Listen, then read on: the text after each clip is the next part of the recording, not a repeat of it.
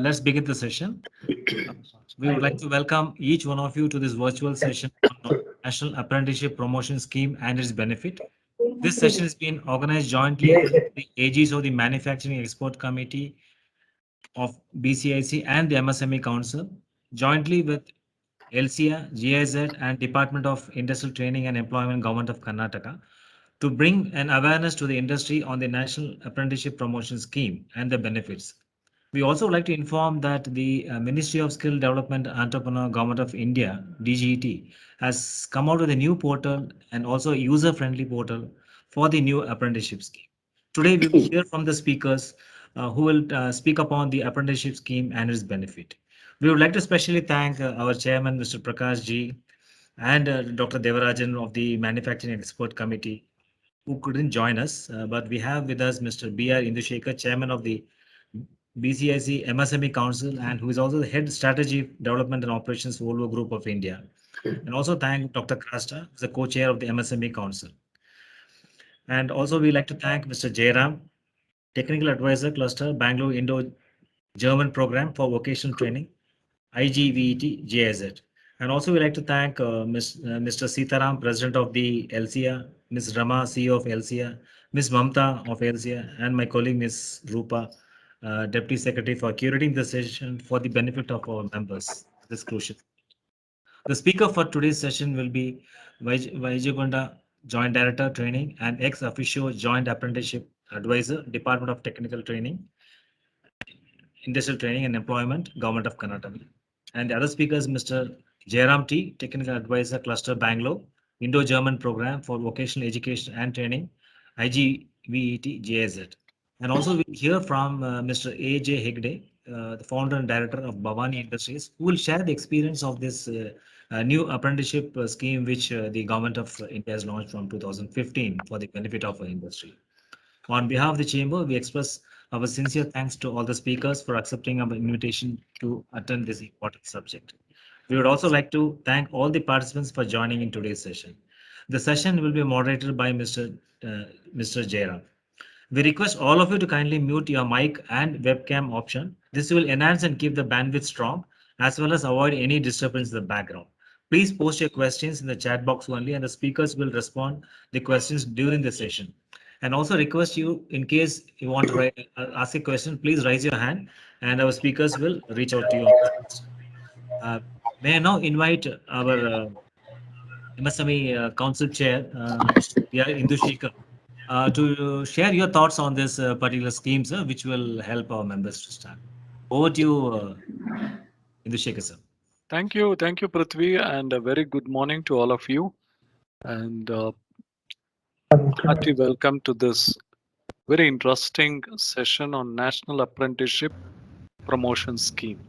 And my name is Indushekar, and I head the strategy operations development at Volvo. Indeed, it's a pleasure to have Sri Jairama T, Sri Vaijagonda, also Sri A.J. Hegde to address the very important aspects of the National Apprenticeship Promotion Scheme, which has been unveiled by Government of India. Actually, I was just mentioning this to Prithvi a few minutes ago that this is one scheme that something the industries should take the, I would say, it's a if you look at this, a benefit for the students who are coming out, and whether it's an engineering or a diploma or any technical stuff, and then before they really get on to their the long career ahead, I think more towards a year with the industry will make them really feel what are the typical challenges in the industry and how one should really by mind, body and spirit need to get aligned to the requirements of the industry. Industry has always been saying we need students with being industry ready. Academia is good, but they need to come with all the due knowledge what is necessary by industry. So what really happens is an exposure through an apprenticeship is something extremely important. For us at Volvo, we do have several of these youngsters enrolled in different schemes. Pandemic, of course, has thrown some challenges to it, but overall, it has made those boys and girls to get an insight. The academia, you're there, and then you come in and then you start looking at how something gets produced, how something gets measured, and all that stuff. So we from BCIC, through the manufacturing and MSME panels, we are encouraging all our members to fully utilize this particular scheme. And the best way to get more insight is from these gentlemen who are here to share their insights, make sure clarifying all our questions related to these schemes, and at the end we move forward with that commitment of enrolling into the scheme. With this, I would like to hand it over back to Prithvi so that we get this program started. Thank you very much, and looking forward for an active participation by all the members.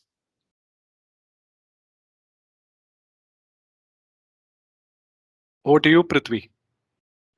Thank you, Indushekhar sir. It was a very short, sweet, and good punchline. It was for the industries know what we have to do. Now I hand over to Mr. T. Jairam, the technical advisor for the Cluster Bangalore Indo-German Program for Vocational Education and Training, GIZ, to take over this session. Over to you, Jairam sir. Yeah, very good morning, and thank you, Mr. Prithvi, and the entire BCIC team for giving us the opportunity to talk about the NAPS program to all the member companies of BCIC as well as LCA. So once again, on behalf of GIZ, on behalf of Government of India, and Government of Karnataka, we welcome all the participants for this 1 hour session on NAPS program. The agenda will be like this. First, I will be sharing a little bit of information about GIZ and how GIZ is connected with Ministry of Skill and also in both in state as well as at the government, and what we are doing in Karnataka. Then after my presentation, the next presentation, NAPS, will be taken over by the colleagues from the Department of Employment and Training under the able guidance of Mr. Vaijagunda sir, Joint Director. These are the flows. In between, you are free to ask questions if you have any clarification rather than going at the end. We may miss out, and I'm sure that this session will be more interactive, because more than presentation, if it is interactive, then clarifications can be made there, and then it will be useful to all. Thank you. With this, I'll give you a brief presentation about my organization. I represent an organization called GIZ. It's a German organization, works under the German Ministry of Economic and Development Cooperation. We have the bilateral tie-up with Government of India, and we very closely work with Ministry of Skill Development. Next slide. Next slide. Next slide. Yeah, we work with Ministry of Skill Development. And this project, what we are working is basically on IGVET. It's called Indo-German Vocational Education and Training. So the Government of India asked us to bring some knowledge from the German training concept, especially the dual vocational education system. In this regard, we are very closely working with MSDE and try to support the Government of India and state government. And in the Karnataka, we are very closely working with industries associations with like BCIC, CASIA, LCA, then Canara Industry Association, Bidar Auto Cluster, to promote various vocational education and training. Basically, we work as a knowledge partner with both the state and the private partners in implementing the vocational education training.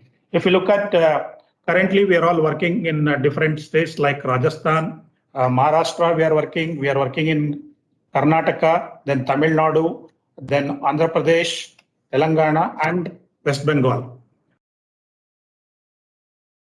As we all know that, of course, this is a very, you all know that there is a huge demand for the skilled workforce. Now we talk about Skill Mission, Skill India, and actually the workforce required for the industry are not ready-made, which when they come out from the college. So the skill mission as well as this programs looks at how we can make the output from the various technical training institute are ready to suit the industry's requirement so that they can start the job on the day one.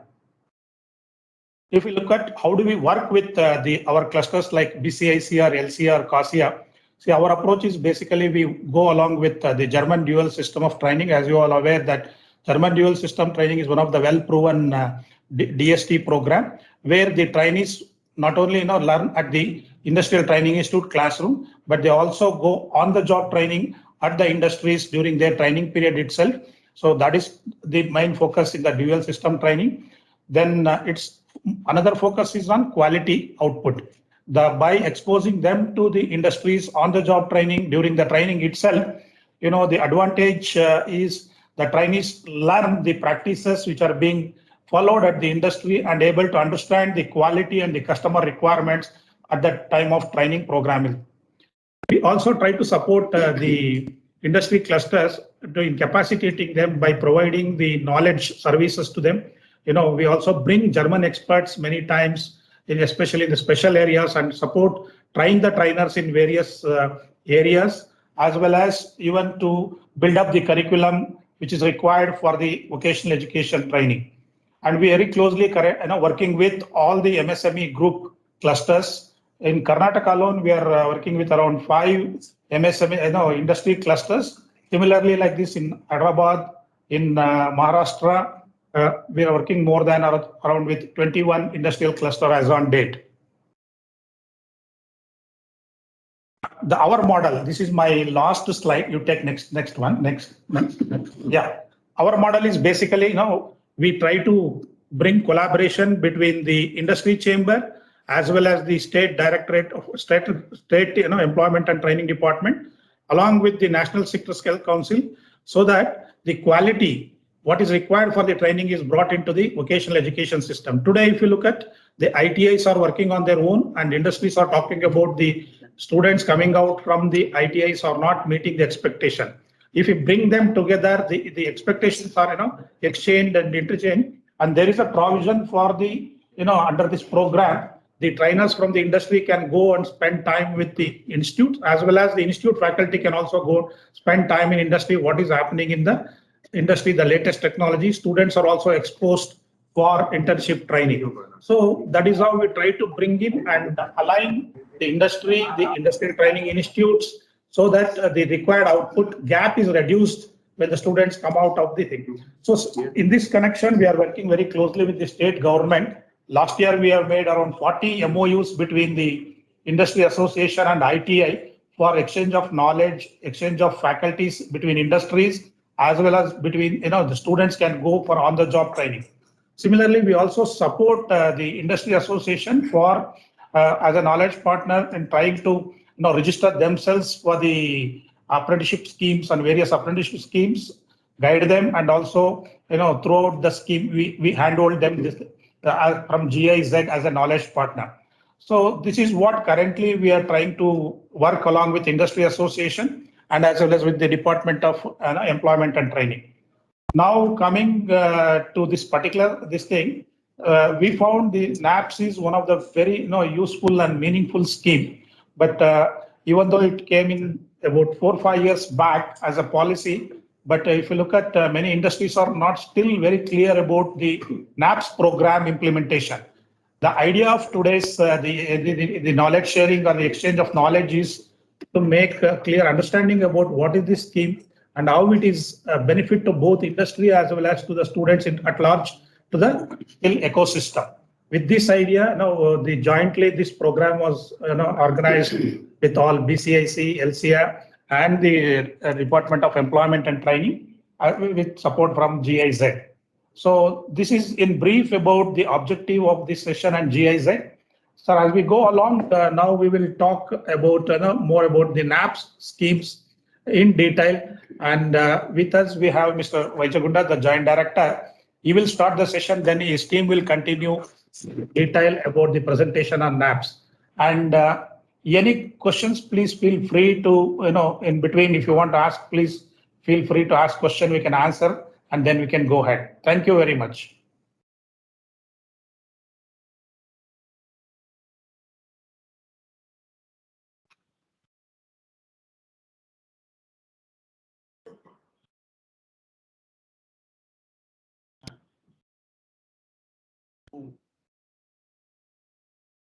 ಈಗ phone ಅಲ್ಲಿ ಹೇಳಿದ್ರೆ ready ಮಾಡಿ ಇಟ್ಟು ನಾವು collect ಮಾಡ್ತಾ ಅಲ್ಲ ಹೋಗಿ ಅಲ್ಲೇ.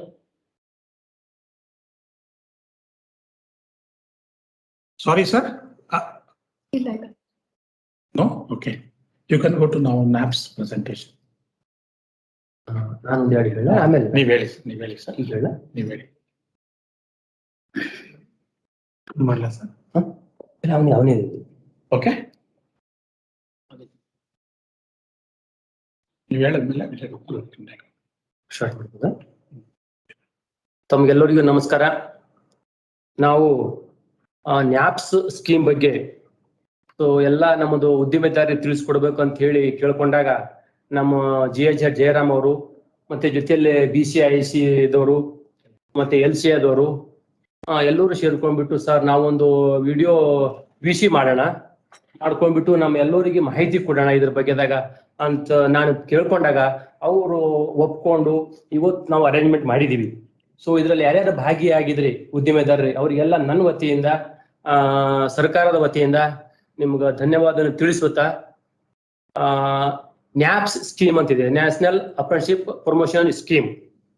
ಇದು 1961 ಆಕ್ಟ್ ತಕ್ಕಂತೆ ನಾವು ಪ್ರತಿ ಒಂದು ಇಂಡಸ್ಟ್ರಿದವರು ಅಪ್ರೆಂಟಿಸ್ಶಿಪ್ ಇಂಪ್ಲಿಮೆಂಟ್ ಮಾಡಲೇಬೇಕು.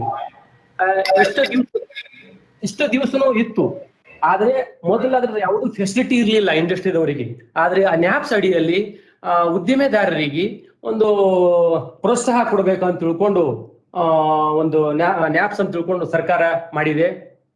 ಈ ನ್ಯಾಪ್ಸ್ ಗಿಂತ ಮುಂಚೆ ನಾನು ನಿಮಗೆ ನನ್ನ ITI ಬಗ್ಗೆ ಹೇಳ್ತೀನಿ. ಯಾಕಂದ್ರೆ 2 ಟೈಪ್ಸ್ ಆಫ್ ಅಪ್ರೆಂಟಿಸ್ಶಿಪ್ ಇದೆ, ಒಂದು ಫುಲ್ ಟರ್ಮು ಒಂದು ಶಾರ್ಟ್ ಟರ್ಮು. ನಾವು ನೋಡ್ಕೊಳ್ಳೋದು short term and full term ಜೊತೆಲಿ ಡೆಸ್ಟಿನೇಟೆಡ್ ನಾವು ನೋಡ್ಕೋತೀವಿ. ಸೊ ಈಗ ತಮ್ಗೆಲ್ಲ ಗೊತ್ತಿದ್ದ ಹಾಗೆ ITI ಮಕ್ಕಳೆಲ್ಲ ITI ಟ್ರೈನಿಂಗ್ ಮಾಡ್ತಾರೆ. ಅವ್ರಿಗೆ ಟ್ರೈನಿಂಗ್ ಅಲ್ಲಿ ಸ್ಕಿಲ್ ಇರುತ್ತೆ, ಆದ್ರೆ ಇಂಡಸ್ಟ್ರಿ ನಾಲೆಜ್ ಅವ್ರಿಗೆ ಇರಂಗಿಲ್ಲ. ಸೊ ಸರ್ಕಾರ ಏನ್ ಮಾಡ್ತು, ಅವ್ರಿಗೆ ಇಂಡಸ್ಟ್ರಿ ನಾಲೆಜ್ ಕೂಡ ಟ್ರೈನಿಂಗ್ ಟೈಮಲ್ಲಿ ಬರಬೇಕು ಅಂತ ತಿಳ್ಕೊಂಡು ITI ಆದ್ಮೇಲೆ 1 ಇಯರ್ ಅಪ್ರೆಂಟಿಸ್ಶಿಪ್ ಕಂಪಲ್ಸರಿ ಮಕ್ಕಳಿಗೆ ಇಟ್ಟಿದ್ದಾರೆ. ಸೊ ಹುಡುಗರು ಬಹಳಷ್ಟು ITI ಪಾಸ್ ಆಗಿ ಬರ್ತಾರೆ, ಆದ್ರೆ ಇಂಡಸ್ಟ್ರಿದವರು ಅಪ್ರೆಂಟಿಸ್ಶಿಪ್ ತಗೊಳ್ತಿಲ್ಲ, ಫುಲ್ಫಿಲ್ ಆಗ್ತಾ ಇಲ್ಲ ಅಂತ ಸರ್ಕಾರದ ಗಮನಕ್ಕಿದೆ.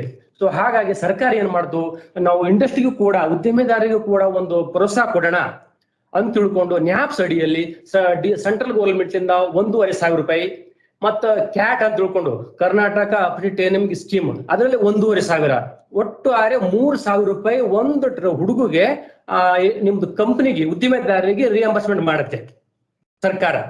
ಜೊತೆಯಲ್ಲಿ ಇದು ಜನರಲ್ ಮಕ್ಕಳಿಗೆ, ಜೊತೆಯಲ್ಲಿ ಮತ್ತೆ ಆಶಾ ದೀಪ ಅಂತ ಒಂದು ಸ್ಕೀಮ್ ಇದೆ, ಅದರಲ್ಲಿ 5,000 ರೂಪಾಯಿ SC ST ಮಕ್ಕಳಿದ್ರೆ ಅವ್ರಿಗೆ 5,000 ರೂಪಾಯಿ ನಿಮಗೆ ಇಂಡಸ್ಟ್ರಿಗೆ ರಿಯಂಬರ್ಸ್ಮೆಂಟ್ ಆಗುತ್ತೆ. ಸೊ SC ST ಮಗು ಒಂದ್ ವೇಳೆ ಇದ್ರೆ ಸ್ಟೇಟ್ ಗೌರ್ಮೆಂಟ್ 1,500, ಸೆಂಟ್ರಲ್ ಗೌರ್ಮೆಂಟ್ 1,500, 5,000 ಆಶಾ ದೀಪ, ಒಟ್ಟಾರೆ 8,000 ರೂಪಾಯಿ ನಿಮ್ಮ ಕಂಪನಿಗೆ ರಿಯಂಬರ್ಸ್ಮೆಂಟ್ ಆಗುತ್ತೆ ಆ ಮಗು ಅಲ್ಲಿಂದ ಟ್ರೈನಿಂಗ್ ಮಾಡ್ಕೊಂಡ್ರೆ. ಸೊ ಪ್ರತಿ ಸಾರಿ ನೀವು ತಿಂಗಳ ಅವನಿಗೆ ಅಕೌಂಟಿಗೆ ನೀವು ಅವನಿಗೆ ರೆಮ್ಯುನೇಷನ್ ಕೊಡಬೇಕು. ಆ ಅಕೌಂಟ್ ಕೊಟ್ಟಿಂದ ನೋಡ್ಕೊಂಡು ಬಿಟ್ಟು ನಂತರ ನೆಕ್ಸ್ಟ್ ಮಂತ್ ನಾವು ನಿಮ್ಗೆ ಸರ್ಕಾರದಿಂದ ಕೊಡುವಂತ ವ್ಯವಸ್ಥೆ ಆಗ್ತಾ ಇದೆ. ಸೊ ದಯಮಾಡಿ ಎಲ್ಲರೂ ಯಾವ ಇಂಡಸ್ಟ್ರಿದಾಗೆ 30ಕ್ಕಿಂತ ಜಾಸ್ತಿ ಎಂಪ್ಲಾಯೀಸ್ ಇದ್ದಾರೆ ಆ ಇಂಡಸ್ಟ್ರಿ ಕಂಪಲ್ಸರಿ ಅಪ್ರೆಂಟಿಸ್ಶಿಪ್ ತಗೊಳ್ಳೇಬೇಕಂತ ಆಕ್ಟ್ ಇದೆ. ಯಾರ್ಯಾರು 30ಕ್ಕಿಂತ ಜಾಸ್ತಿ ಇದನ್ನ ಇಂಡಸ್ಟ್ರಿದವ್ರು ಇದ್ರಿ ತಾವು ಈ ಅಪ್ರೆಂಟಿಸ್ ನ್ಯಾಪ್ಸ್ ಅಡಿಯಲ್ಲಿ ನಮ್ದು ಪೋರ್ಟಲ್ ಇದೆ, ಅಪ್ರೆಂಟಿಸ್ಶಿಪ್ India.org ಅಂತ ಪೋರ್ಟಲು. ಮತ್ ಆ ಪೋರ್ಟಲ್ ಅಲ್ಲಿ ತಾವೆಲ್ಲ ರಿಜಿಸ್ಟ್ರೇಷನ್ ಮಾಡ್ಕೊಳ್ಳಿ. ಜೊತೆಯಲ್ಲಿ ನಾವು ಈಗ ಮೊನ್ನೆ ಹೋದ ವಾರ ನಮ್ದು DGET ಸೆಕ್ರೆಟರಿ ಬಂದು ನಮ್ಮ ಸೆಕ್ರೆಟರಿ ಜೊತೆ ಎಲ್ಲ ನಮ್ಮ ಕಮಿಷನ್ ಜೊತೆ ಮೀಟಿಂಗ್ ಮಾಡ್ಕೊಂಡ್ಬಿಟ್ಟು ಎಲ್ಲ ಬೇರೆ ಸ್ಟೇಟ್ದಾಗ ಇಂಪ್ರೂವ್ ಆಗಿದೆ ಅಪ್ರೆಂಟಿಸ್ಶಿಪ್, ನಿಮ್ಮ ಸ್ಟೇಟ್ದಾಗ ಆಗಿಲ್ಲ. ಹಾಗಾಗಿ ಒಂದು ತಿಂಗಳಲ್ಲಿ ನಮ್ಗೆ ಪ್ರೋಗ್ರೆಸ್ ತೋರಿಸಲೇಬೇಕು ಅಂತ ಹೇಳಿದಾಗ ನಮ್ಮ ಸೆಕ್ರೆಟರಿ, ನಮ್ಮ ಕಮಿಷನರ್ ಅವರೆಲ್ಲ ನಮ್ಮ ಮೇಲೆ ಒತ್ತಡ ತಂದು, ನೀವು ಇಂಡಸ್ಟ್ರಿದವ್ರ ಹತ್ರ ವಿಸಿಟ್ ಮಾಡಿ, ಇಂಡಸ್ಟ್ರಿದವ್ರಿಗೆ ಒಂದು ಕನ್ವಿನ್ಸ್ ಮಾಡಿ ಈ ಪೋರ್ಟಲ್ ಅಲ್ಲಿ ಬರ್ಲಾಕ ಅವ್ರಿಗೆ ಹೇಳಲೇಬೇಕು ಅಂತ ಹೇಳಿದಾಗ, ನಾವು ಕೂಡ ಈಗ ನಮ್ಮ ಪ್ರಿನ್ಸಿಪಲ್ಸ್ ಇದ್ದಾರೆ, ITI ಪ್ರಿನ್ಸಿಪಲ್ಸ್, ಅಲ್ಲಿ ನಮ್ಮ ಸಿಬ್ಬಂದಿ ವರ್ಗದವ್ರು ಇದ್ದಾರೆ, ಅವರಿಗೆಲ್ಲ ನಾವು ಆರ್ಡರ್ ಹಾಕ್ಬಿಟ್ಟಿದೀವಿ. ನಿಮ್ ನಿಯರೆಸ್ಟ್ ಇಂಡಸ್ಟ್ರಿಗೆ ಹೋಗಿ ಈ ಪೋರ್ಟಲ್ ಅಲ್ಲಿ ಅವರಿಗೆ ಸೇರ್ಕೊಳ್ಳಿಕ್ಕೆ ಜೊತೆಲಿ ಇದ್ರ ಸ್ಕೀಮ್ ಬಗ್ಗೆನೂ ಅವರಿಗೆ ಮಾಹಿತಿ ಕೊಡಿ ಅಂತ ನಾವು ಕಳಿಸಿದೀವಿ. ತಾವು ದಯಮಾಡಿ ನಮ್ಮ ಪ್ರಿನ್ಸಿಪಲ್ಸ್, ನಮ್ಮ ಸಿಬ್ಬಂದಿ ಯಾರು ಬಂದ್ರೆ ಅವರಿಗೆ ಒಂದು ಅಲೋ ಮಾಡಿ, ಮತ್ತೆ ಅವ್ರದ್ದು ಹೇಳಿದಂತ ಮಾಹಿತಿ ತಗೊಂಡ್ಬಿಟ್ಟು ಆ ಪೋರ್ಟಲ್ ಅಲ್ಲಿ ರಿಜಿಸ್ಟ್ರೇಷನ್ ಮಾಡ್ಕೊಳ್ಳಿ. ಸೊ ಇದರಿಂದ ಆ ಯಾವುದೇ ಕಂಪನಿಗೆ, ಯಾವುದೇ ಉದ್ಯಮಿದಾರರಿಗೆ ಸಮಸ್ಯೆ ಆಗೋದಿಲ್ಲ, ಇನ್ನೂ ನಿಮ್ಗೆ ಅನುಕೂಲ ಆಗುತ್ತೆ. ಮತ್ತೆ ಈ ಅಪ್ರೆಂಟಿಸ್ಶಿಪ್ ಅಂದ್ರೆ ತಗೊಂಡ್ರೆ ನಿಮ್ಗೆ ಅವನಿಗೆ ಯಾವ ಹುಡುಗ PF ಇಲ್ಲ, ಮತ್ತೆ ESI ಇಲ್ಲ, ಯಾವುದೂ ಇಲ್ಲ, ಮತ್ತೆ ಇವನು ಯಾವುದು ಯೂನಿಯನ್ದಾಗ ಸೇರ್ಕೊಳ್ಳಂಗಿಲ್ಲ. ಇವನು ಒಂದು ಫರ್ದರ್ ಎಜುಕೇಶನ್ ಅಂದಂಗೆ. ITI 2 ವರ್ಷ ಆದ್ರೆ ನಿಂಬಲ್ಲಿ 1 ವರ್ಷ ಅಂದ್ರೆ ಅವನಿಗೆ ಫರ್ದರ್ ಎಜುಕೇಶನ್ ಅಂದಂಗೆ, ಅವನಿಗೆ ಕಂಪಲ್ಸರಿ ಆಗ್ಲೇಬೇಕು. ಅವನಿಗೆ ಅವಾಗ ಮಾತ್ರ ಅವನು ನ್ಯಾಷನಲ್ ಲೆವೆಲ್ ಎಲ್ಲಾದ್ರೂ ಅವನು ಎಂಪ್ಲಾಯ್ ಹೋಗ್ಬೇಕಾದ್ರೆ ಅನುಕೂಲ ಆಗತ್ತೆ ಅವನಿಗೆ. ಸೊ ಕಂಪಲ್ಸರಿ ಅಪ್ರೆಂಟಿಸ್ಶಿಪ್ ಇದೆ, ಆ ಹುಡುಗಗೂ ಅನುಕೂಲ ಆಗತ್ತೆ, ಉದ್ಯಮಿದಾರರಿಗೂ ಅನುಕೂಲ ಆಗತ್ತೆ, ಸರ್ಕಾರಕ್ಕೂ ಕೂಡ ಒಂದು ನಾವು ಸ್ಕೀಮ್ ತಂದಿವಿ, ಫುಲ್ಫಿಲ್ ಆಗುತ್ತೆ ಅಂತ ಆಗತ್ತೆ. ತಾವು ದಯಮಾಡಿ ಯಾರು ನೆಗ್ಲೆಕ್ಟ್ ಮಾಡ್ಲಾರ್ದೆ ತಾವು ಈ ಪೋರ್ಟಲ್ ಅಲ್ಲಿ ಬಂದು ಮಕ್ಕಳಿಗೆ ಅಪ್ರೆಂಟಿಸ್ಶಿಪ್ ತಗೊಳ್ಬೇಕು ಅಂತ ನಾನು ತಿಳಿಸ್ತಾ, ಇನ್ನ ಮುಂದೆ ಹೆಚ್ಚಿನ ವಿವರ ನಮ್ದು assistant apprenticeship adviser Vijay Kumar ಇದ್ದಾರೆ, ಅವ್ರು ತಮ್ಗೆಲ್ಲ ಹೇಳ್ತಾರೆ. ಸರ್ ನಮಸ್ತೆ, ಮಮತಾ ಸರ್ LCR ದಿಂದ. ಮೇಡಮ್ ಹೇಳಿ madam. Sir, thank you, sir. Thanks for accepting this invitation and coming and giving us the insight about the NAP program. One question ಇತ್ತು ಸರ್, ನಮ್ಗೆ state government ಇಂದ ಇನ್ನ ಸಪೋರ್ಟ್ ಬಂದಿಲ್ಲ sir. 1500 ರೂಪಾಯಿ ಏನು state government ಬರಬೇಕು ಅದಿನ್ನ ಬರ್ತಾ ಇಲ್ಲ. ಯಾವಾಗಿಂದ ಬರ್ಬೋದು ಸರ್ ಅದು? Ma'am, Mamta ma'am, Vijay Kumar here. Good morning. ಹಾ ಸರ್ ಹೇಳಿ. Good morning to all the dignitaries who have logged into this program. About the question posed by Madam, on 1st July 2021, there was a State Apprenticeship Council meeting was conducted, and in that it is decided from the state, from the government of Karnataka, to reimburse each employer 1,500 rupees per month. In addition to this, Government of India's share of 1,500 rupees, ma'am. So when you conduct this program, conduct the training program, and you can raise your bills, and the process of furnish the bills will be known to you, ma'am, shortly, ma'am. Because it is introduced recently, again a budget has been allocated to the Government of Karnataka, about 18 crores to cover 10,000 apprentices, at rate of 18,000 per apprentice per annum. So we are in the process, ma'am. The budget is also almost allocated, and you can approach our office, ma'am, please. Sir ಇದು ಹಿಂದೆಗಡೆದು ಕೊಡ್ತೀರಾ ಇಲ್ಲ ಅಥವಾ ಇವಾಗಿಂದ start ಆಗುತ್ತಾ? ಅಂದ್ರೆ present apprenticeship ಈಗ ಅಂದ್ರೆ ಜುಲೈಯಿಂದ billing ಮಾಡ್ತಾರಲ್ಲ ಅವ್ರಿಗೆ ಮಾತ್ರನಾ, ಇಲ್ಲ from earlier dated also you will take it sir? ನಾವು ಕನ್ಫರ್ಮ್ ಮಾಡ್ಕೊಳ್ಳೋಣ. We will confirm it, ma'am. We will call you back. I'll let you know, ma'am. About this, I'll let you know, ma'am. Okay sir, thank you. Please ಅದೊಂದಕ್ಕೆ answer. ಮತ್ತೆ ಈ ಆಶಾ ದೀಪ್ ಅಂತ ಹೇಳಿದ್ರಲ್ಲ sir? Asha Deepa, yes. ಹೌದು, ಅದನ್ನು same process ಏನಾ? 5,000 rupees? Ma'am, this Asha Deepa program is introduced by Department of Labor, Government of Karnataka. It is only meant for the candidates belonging to SC and ST categories. And designated trade ಮಾತ್ರನಾ, option ಟ್ರೇಡ್ಸ್ಗೂ ಇದೆಯಾ sir ಇದು? For both. There is anything like that. Apprentice means irrespective of it, whether it's optional trade or designated trade. If it's an apprentice, is an apprentice, that's all. He will be covered. Okay, so same process ಅಲ್ವಾ? ನಾವು register ಮಾಡಿಸಿರೋದನ್ನ ನಿಮಗೆ documentations ಕೊಟ್ಟರೆ that reimbursement will be done by the Department of Labor. You can approach the labor officers of the concerned region. Okay. Labor officers, yes. Okay, thank you sir. Yes ma'am, please ma'am. We look forward for the same kind of a cooperation, and we expect state government will start reimbursing the apprentice, sir. Definitely ma'am, thank you. Thank you. Sorry for the interruption. I like to acknowledge the presence of Dr. Krasta, who is the co-chair of the MSME Council of BCIC and chairman of CM Envire Systems, and also Ms. Rama, the CEO of LCI, is also present. Thanks for joining me. Thank you, Prithvi. Thank you. Thank you for arranging this whole session. Oh, no issues, ma'am. It's all yours, ma'am. You could go ahead, Jairam sir. Vijay Kumar. Vijay Kumar will start. Yes, sir. Again, Vijay, good morning to all the dignitaries who have logged into this program and all the principals of government ITI, private ITIs and grant ITIs across Bangalore division. On behalf of the department, we all welcome you to this program of introduction of or orientation on NAPS. NAPS stands for National Apprenticeship Promotion Scheme. You all aware that Government of India has introduced this apprenticeship training program through the Act, Apprentice Act 1961, and governed by Apprenticeship Rules 1992. Almost all the industries, they are started importing apprenticeship training accordingly. And in the recent years, 2016 and onwards, Government of India wanted to facilitate the employers or to take up the burden of the employers by way of providing some sort of reimbursement to the employers for having paying the stipend to the apprentices. In this way, NAPS has been come into existence. NAPS is a part of the Apprentice Act 1961 and Apprenticeship Rules 1992. This is the basic of the apprenticeship training, and NAPS is derived from this act. Somebody has some misconcept about the NAPS. They feel NAPS is quite independent in its operation process. But it is a part, one should understand, it is a part of the Apprentice Act 1961 and Apprenticeship Rules 1992. We have some salient features of this NAPS. According to this NAPS, all the employers engaging manpower 30 and above or compulsorily should register in the portal. Our portal is apprenticeshipindia.org. They have to register in their portal for the implementation of this act. Secondly, those employer employs minimum 4 employees, they are eligible. Those employing minimum 4 employees, they are eligible to enter themselves in our portal. And it is not mandatory up to 29 manpower. If the manpower is 30 and above, they should mandatorily register in the portal at apprenticeshipindia.org. And each employer will be reimbursed at rate of 1,500 rupees per month per candidate by Government of India, as well as another 1,500 rupees from Government of Karnataka. Totally 3,000 rupees will be reimbursed to an apprentice directly to the employer's account.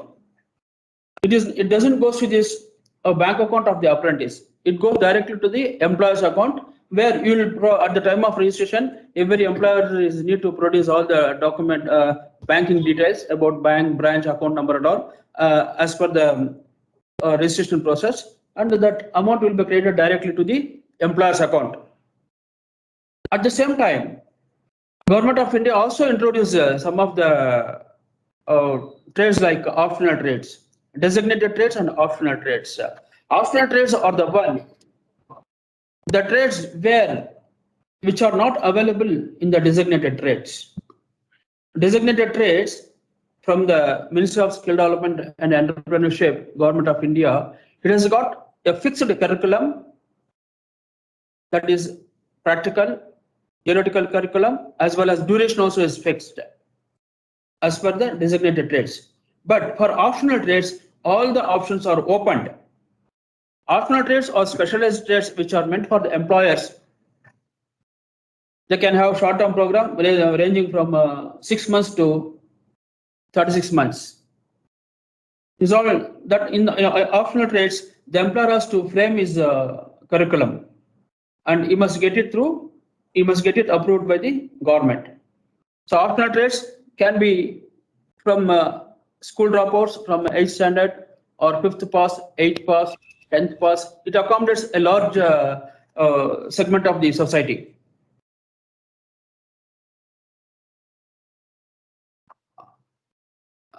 Under this apprenticeship program, as our Joint Director already mentioned, these boys the employer need not to worry about their ESA or PF where they are not eligible. They can't get into any labor organizations.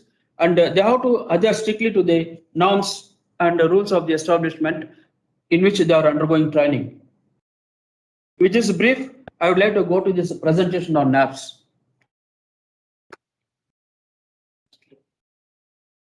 Can I talk here? Yeah, definitely. Yes. Uh, You'll present? Yeah, just to, then there. Once again, in addition to what Mr. Vijay Kumar said, we have some slides about the apprenticeship program. Since you all from industry, you are aware, very well aware of the importance of the apprenticeship program. In fact, Apprenticeship Act, as Mr. Vijay Kumar put it, started in 1962. The advantage of this apprenticeship program is not only on-the-job training. While they are doing on-the-job training, they also pick up a lot of soft skills, which by virtue of their interaction with the colleagues on the shop floor or with their peers, they can pick up a lot of things. And also as a part of classroom inputs, these inputs are given to develop their personality.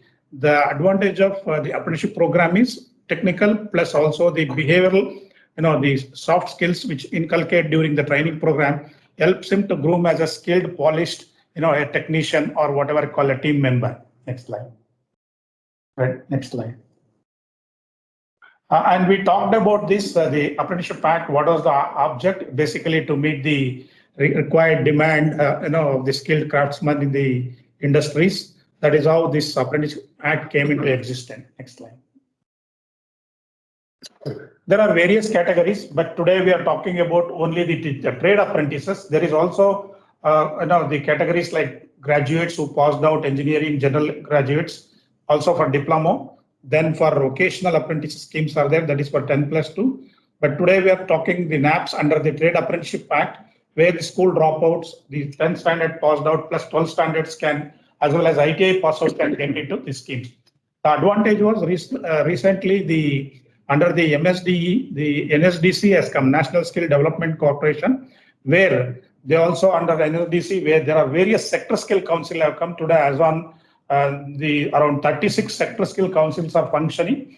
Under each sector skill council, they also brought out various optional trade.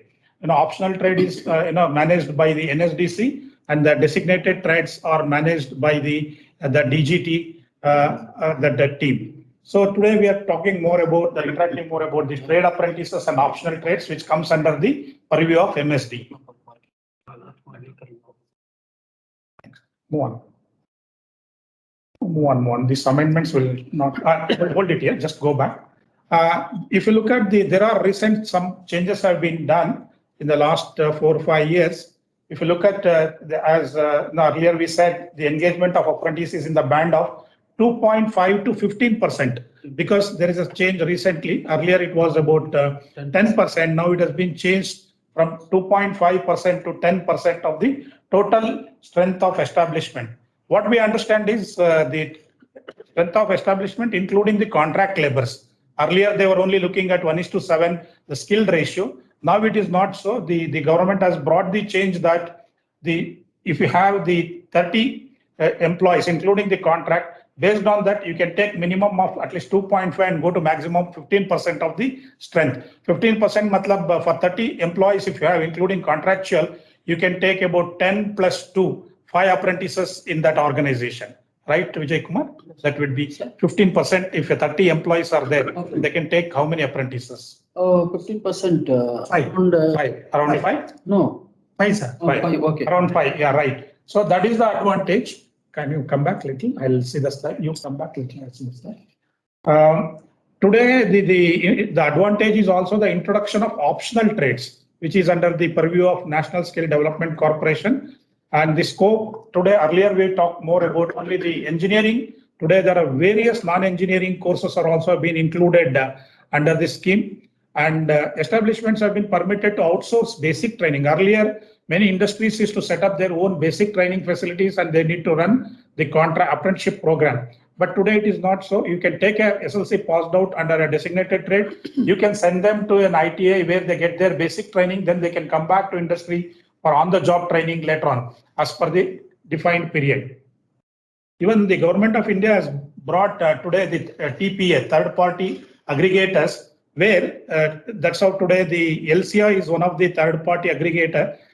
They got approval from MSDE, they will work as a single point of contact for the entire member group in mobilizing, pooling, organizing the entire apprenticeship program for their member companies. And this is recognized by the Ministry of Skill Development under the purview of DGT.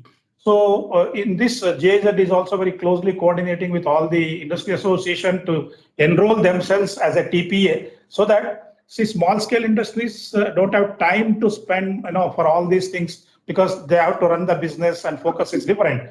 There are a lot of administration work is involved in this scheme, but being a TPA, if the industry association gets a third party aggregator on behalf of all their member companies, the TPA as a third party, they can mobilize, they can administer the entire apprenticeship program. That is also the latest change which has been made by the DGT.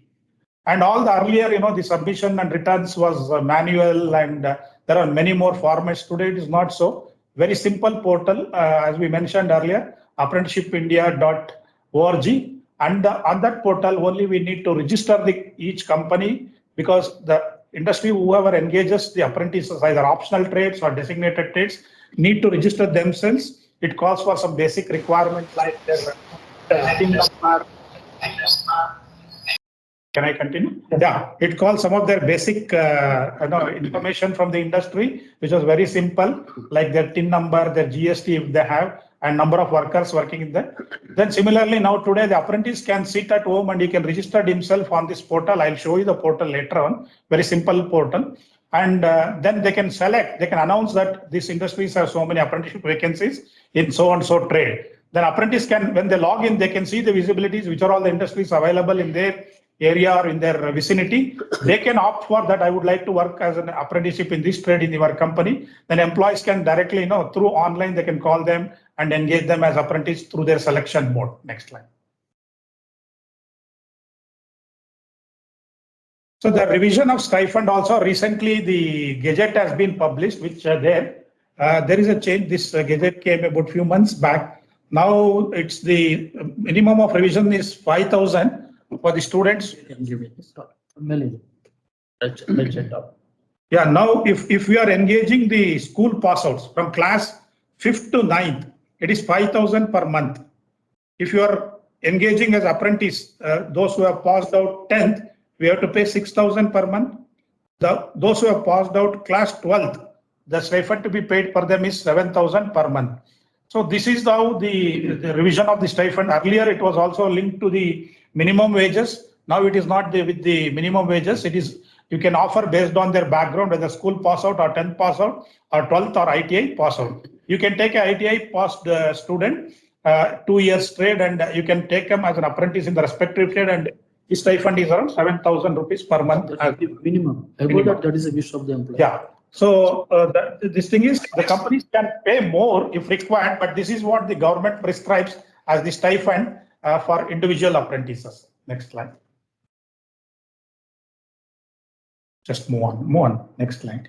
So this is what today we are talking about. This NAPS was launched on the 19th August 2016 by our Honorable Prime Minister to promote the skill programs under the skill mission.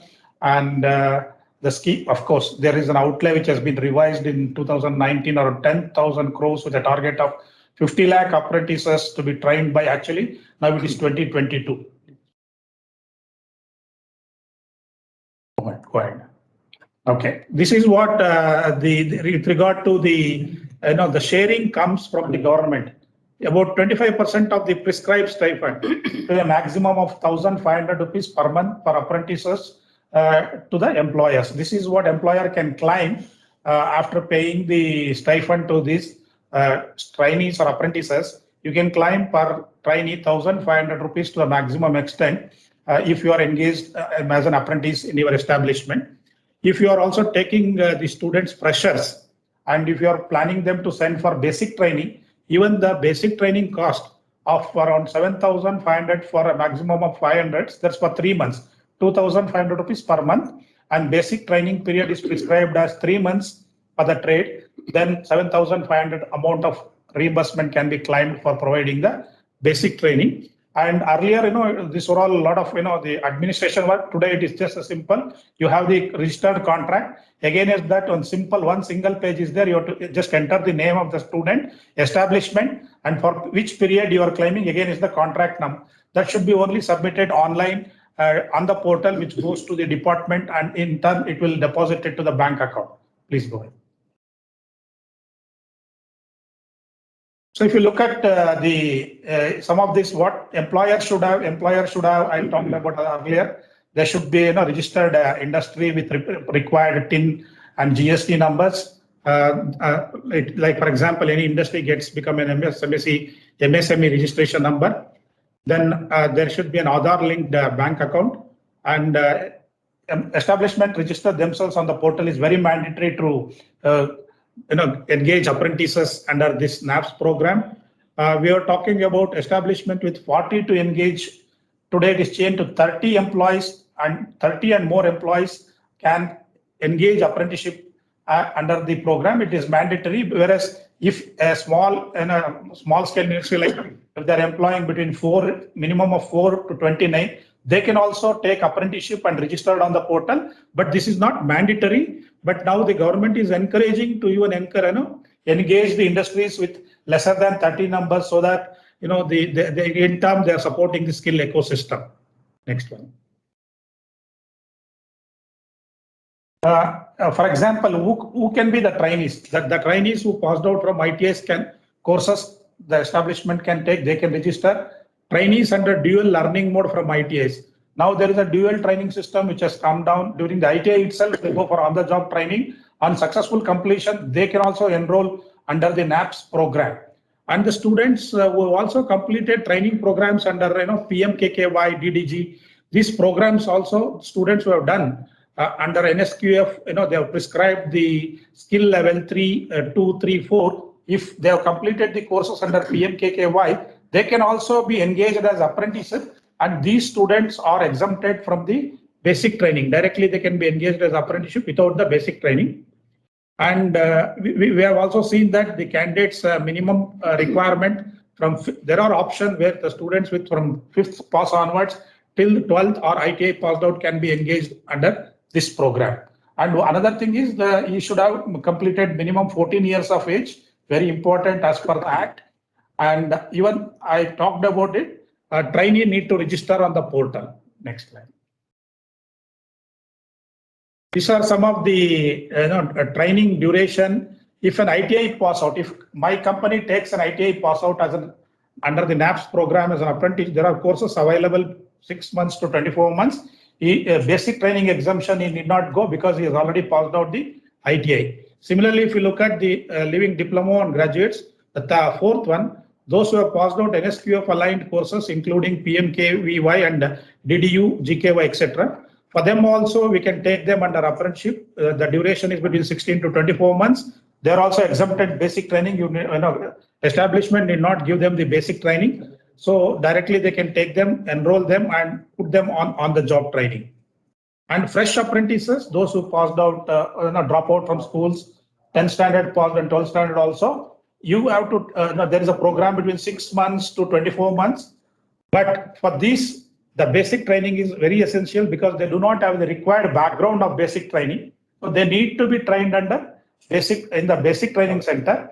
Basic training center is basically very big industries have their training center, then there is no problem. Otherwise, companies can register themselves as a BTP, basic training provider. There are certain online simple formalities are there. Establishment can register themselves today as a BTP, and if all the necessary requirements are met, they are recognized as the BTP today by the DGET.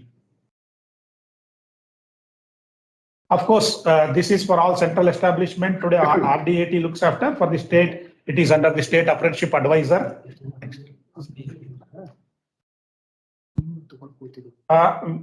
We talked about this. The establishment can engage apprentice between 2.5% to 15% of its total manpower. That's why we talked about including the contract. Minimum 2.5 apprentice engagement is mandatory as per that. This is for the people, the industries with 30 and more employees. The establishment can also design their own courses as per the requirement and get these approved. This is the flexibility given under the optional program. You need any specific courses suitable for your own industry, you can design and get it approved by the NSDC and run that program.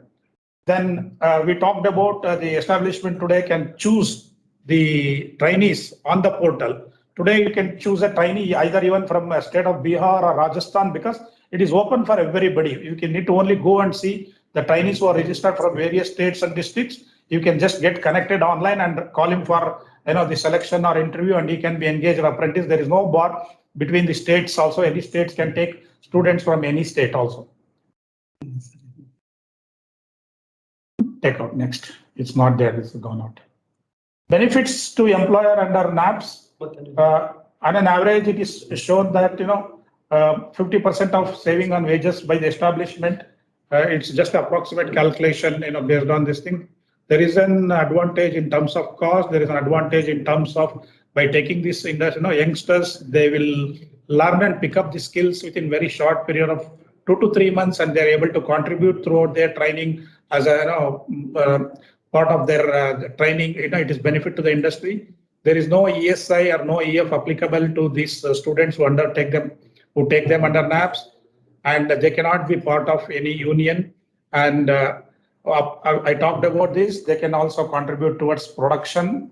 And another big advantage is whatever has been spent on apprentices, more than 2.5% can be booked under CSR liability funds. This is the recent amendment which has come from the Government of India under the MSDE. We can share this maybe after this session with all the the association, and they can forward this copy to the establishments, please.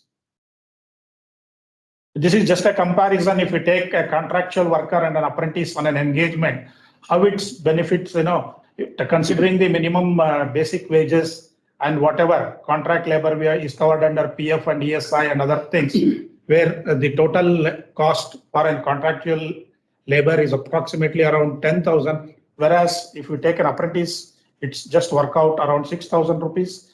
That is an advantage, and there is no any obligation in this trade-off, engaging the apprentices to the employer. This is some myths and all. Today, it is very simple. Excellent portal has been done, very user-friendly. One can log in and just register. Similarly, apprentice can. There are a lot of question and answer whether they.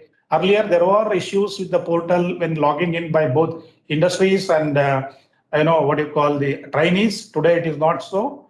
It is made available. Anyone can access going there. Only you have to log in, register yourself to log in. And there are issues like apprenticeship were headache, and we were being questioned by the government. We have been in all this. Today it is not so. It is very friendly. In fact, today that's how we see the joint director himself, who is in charge of the complete the apprenticeship in the entire Bangalore division, 6 districts here, to say that to encourage that industries to come forward to take the apprentices, because it is very friendly, and they're extending all the support to establishment, even including initially if you have some initial pickups, then they can support you for registering, they can support for contract generation, and even for payment of stipend. That is what the assurance today, the senior officials from the government they are here with us, that they are with us. That's what we are talking about. It is changed. You need to log into apprenticeship. Earlier it was apprenticeshipgovernment.in about 3-4 months. Now it is changed into apprenticeshipindia.org. So that information will slightly change it and send it to you all who want it next. Just go back. I'll tell you. Go back. What need to do is little more down. If a trainee has to do as an apprentice, he has to register himself. He has to offer acceptance. If you look at establishment, if you look at what are the role, contract generation has to be done. Then there is an examination conducted by All India Trade Test, which he has to appear. That is between apprentice and establishment. This has to be done. Then he gets automatically once he passed out the NAC certificate. The establishment has to register. They have to create onboarding vacancy, engage apprentices, pay stipend, maintain the attendance. Quarterly, they have to claim submission of whatever under the NAPS, and also they are also part of responsible for registering the candidates of All India Trade Test examination. And today, even the government is supporting for the placement, because a lot of job fairs is done by the government organization. They also support them for the placement.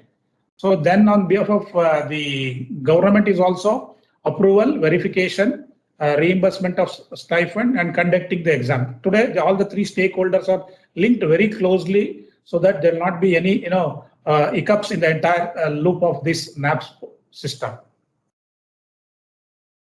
Just a registration process. With this, we end about the NAPS program, and we are very happy to hear the clarifications or any doubts on this program, or you want any support from the state government, you can always ready to offer. So I would request now the session is open for Q&A. Kindly we can start one by one. Thank you.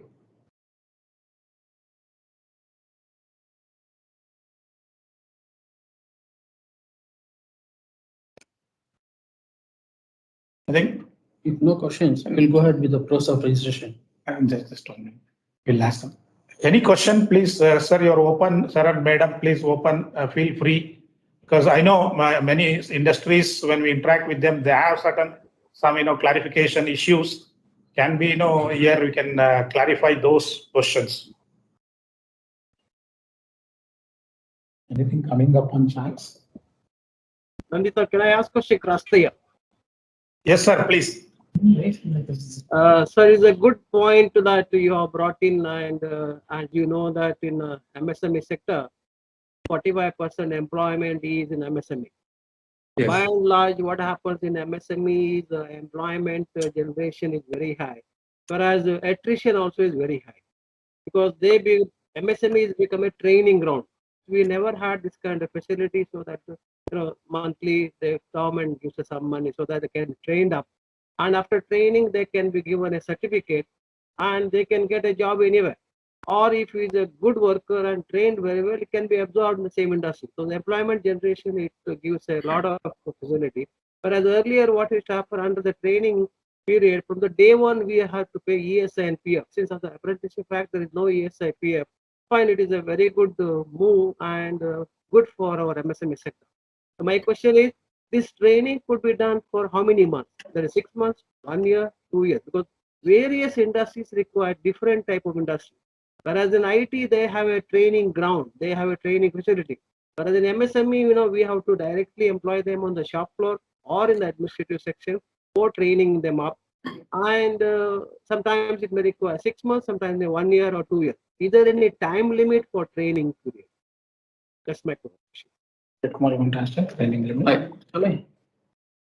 Sir. Hello, sir.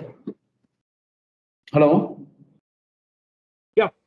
Sir, see, as per designated trades, we have trades like welder, sheet metal worker, and carpenter. They are runs for 1 year training, sir. 1 year training, the ITIs. Another 1 year, they can be engaged as an apprentice in the industries.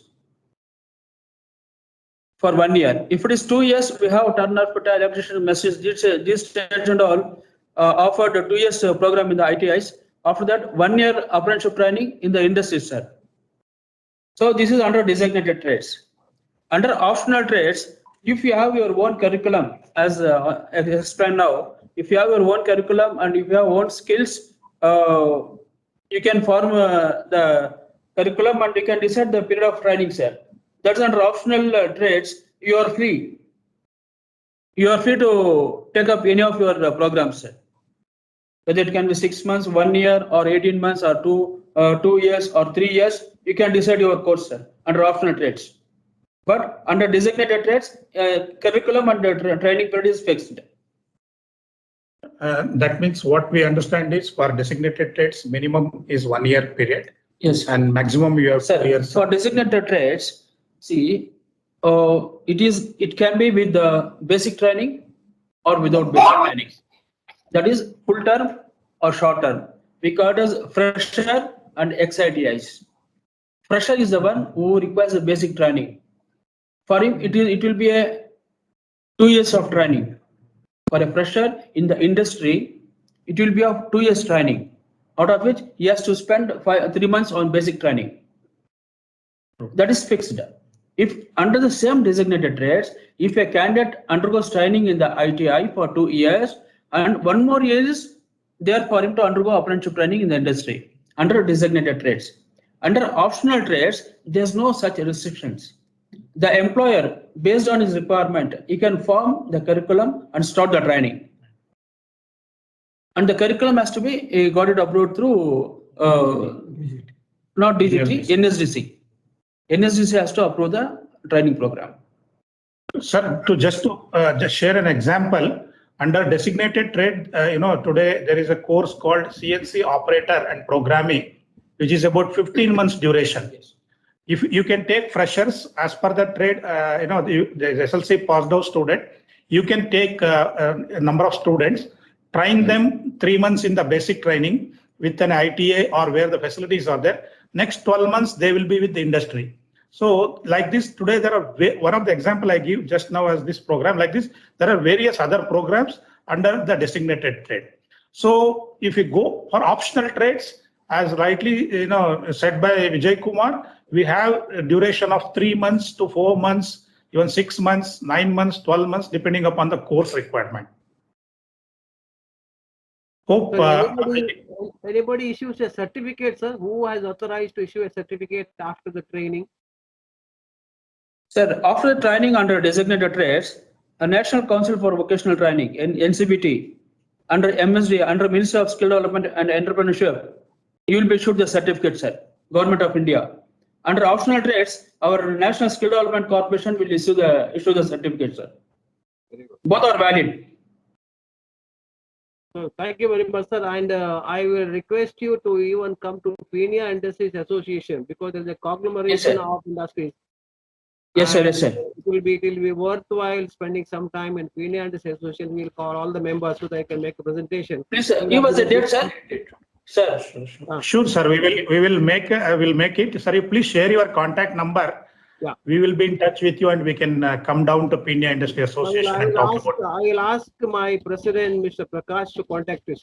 Being a past president, I can always advise you. Right, sir. Mr. Prakash number I have. I can reach out. Maybe you can put a word to him and we will be in touch with him, sir. Yes, sir. I'll do that. Yeah. Yes, thank you very much. Thank you. Next question, please. Sir, there are two questions in the chat box.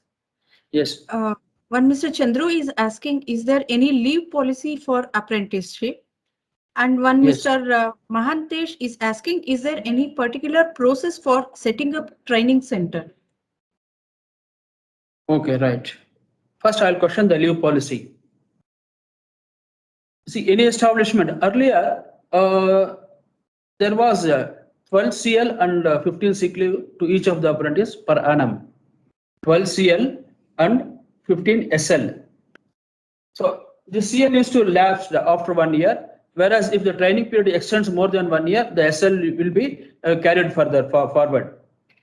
So as of now, the leaves and regulations will be as per the rules governed by the establishment. What are the rules and regulations being observed by the establishment? The same rules and regulations will be applicable to the apprentice also on leaves.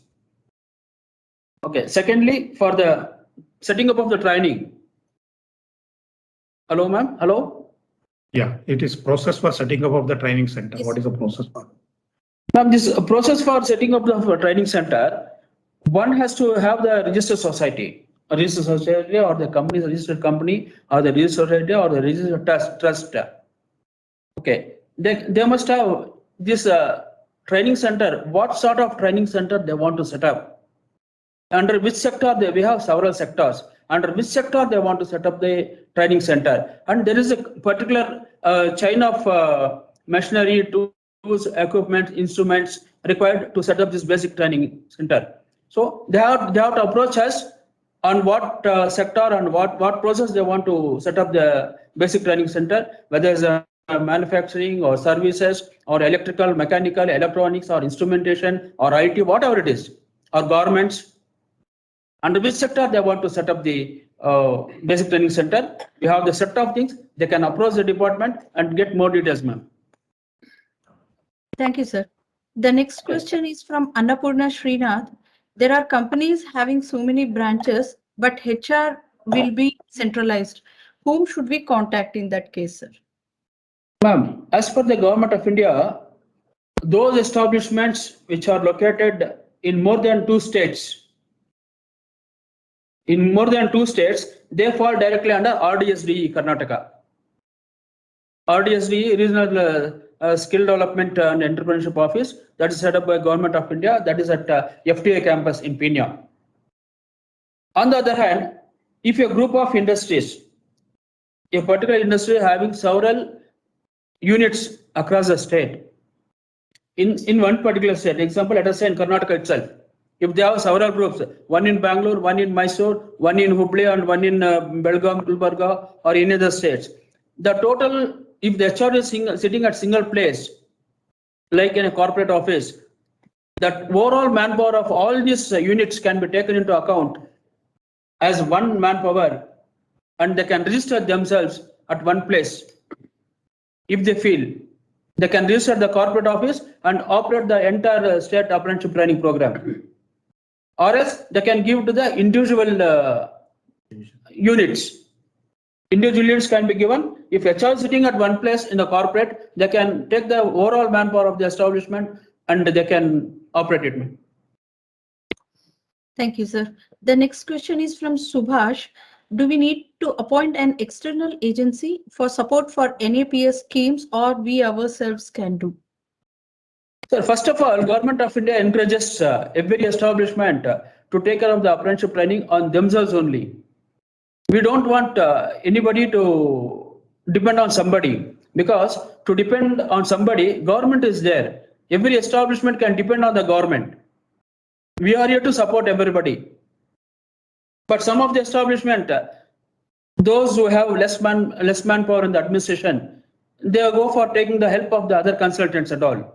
That's also welcome under the third-party aggregator. TPA registration bodies are there under NSDC. They are eligible. They are eligible authorities to engage by these establishments.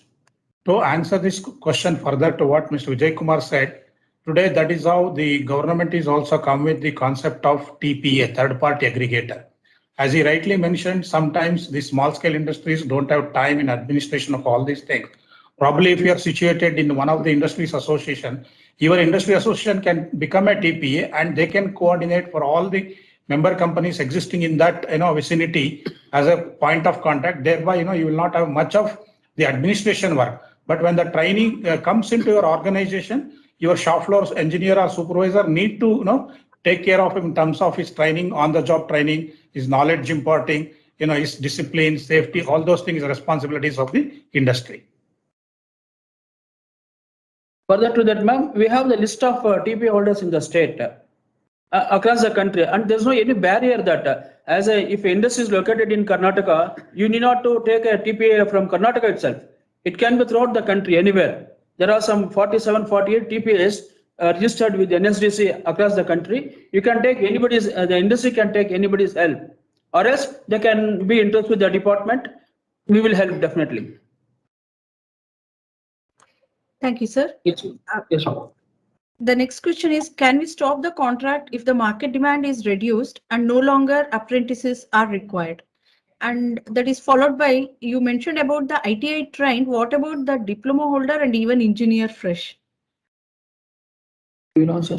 No, we can. Sir, can they stop the training? 1 minute.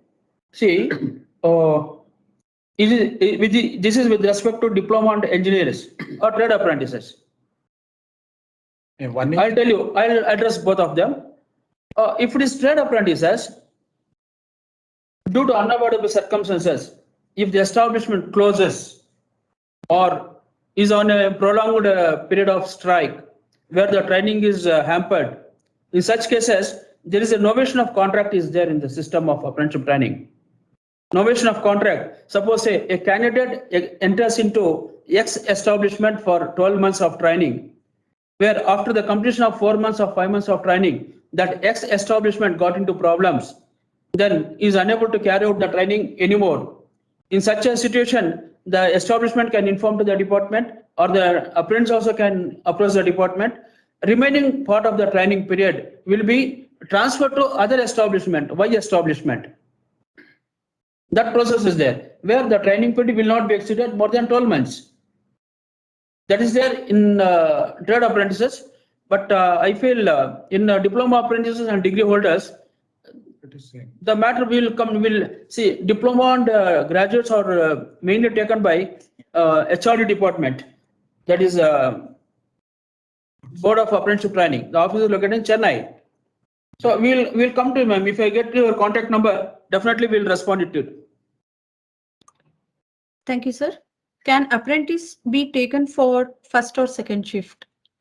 Yeah, apprentices in the recent amendment, those who are aged below 18, they can be engaged 8 a.m. to 6 p.m. Those apprentices aged below 18 can be engaged between 8 a.m. to 6 p.m.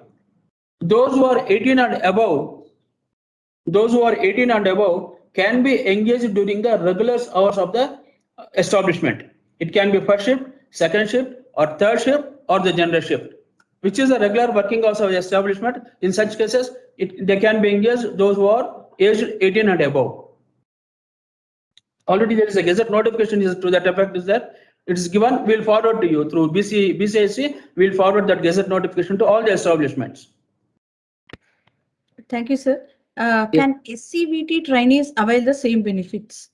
Yes, definitely. Yes, there was certain difference between SCVT and NCVT holders. But for the last 3 years, I think it is in 2017, the government of India has streamlined both as together one. SCVT and NCVT, they both are same. But in certain cases, the establishments at the time of recruitment, they clearly specify SCVT, NCVT. So that time there should not be any problem. All the employers has to treat SCVT and NCVT certificates as equal in all terms and conditions. If there are any problem, ma'am, if there are any problem with the SCVT and NCVT certificates, they can come to the department and seek the clarification again. Sir, Yes, they're asking about CSR benefit claim, sir. Yes, or benefit. There is Is a, it there is applicable? There is a circular. Yeah, please open that file now. You can share that. Yeah, there is a benefit for engaging apprentices and whatever expenditure has been spent by the company. That once again, that notification from Government of India will share it with BCIC and LCI. You can share this bank, but I can show you just now for the information on the screen. Open my folder, and there is a CSR. Yeah, please open that screen.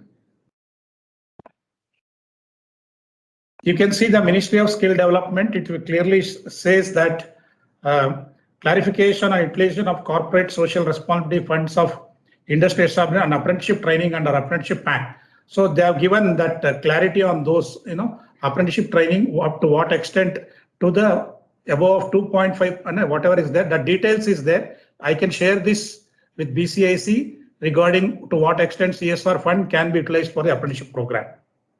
I have to read full, otherwise, if you don't mind, we can read that. I have to go there. You can read? Yeah, please. Because for me, it's black. Okay, I'll read out. Office Memorandum, New Delhi, 11th March 2020. Subject: clarification on verification of corporate social responsibility funds of industries establishments on apprenticeship training under Apprentice Act 1961, amended 2014. This has reference to the activities to be undertaken as corporate social responsibility (CSR) enlisted in Schedule 7 of the Companies Act 2013, wherein skill training is already converted under item number 2 of Schedule 7 of the Act. As per the circular from Minister of Corporate Affairs dated 12/2/2016, industrial establishments are permitted to utilize their corporate social responsibility funds for apprenticeship training, which include expenditure on basic training and stipend payable to apprentices under the Apprentice Act 1961, amended 2014, as under 1. Industrial or establishment having employee strength above 30, it is obligatory for them to engage apprentices minimum 2.5% and maximum 15%. Hence, any expenditure on apprenticeship training over and above of 2.5, that is minimum mandate as per the Apprentice Act, can be booked under CSR funding. Number 2, industries establishments having employee strength between 4 to 29, it is not obligatory for them to engage apprentices. However, they are permitted to engage apprentices minimum 2.5% and maximum 15%. Hence, any expenditure on apprenticeship training can be booked under CSR funding. Number 3, industries establishments having employee strength 3 or less, they are not permitted to engage apprentices. Hence, no expenditure on apprenticeship training can be booked under CSR funding. Thank you. That's all. Okay, thank you very much. Hope I think this has been answered. Yeah. Yes. Shall I read the next question, sir? Yes, please. Yes, please. How does the NAP scheme work for the security industry, which is governed by the PSA-RA Act? Is security guard one of the mandatory or optional trades? Okay, fine. If it is under optional trades, any apprentice who is under designated trade or optional trade, when we call him as an apprentice, they are entitled for reimbursement under NAPS. But irrespective of any sector, if they are under Apprentices Act 1961, under designated trades or optional trades, they are entitled for NAPS. Thank you, sir. Shall I take the next question, sir? Yes, please. Yes, please. This is from Mr. Manikandan. Is the reimbursement process started already, or employer has to wait for government to allocate funds? The next question is, our TPS said to us that they have uploaded all the documents in portal and we are supposed to wait for the government fund allocation.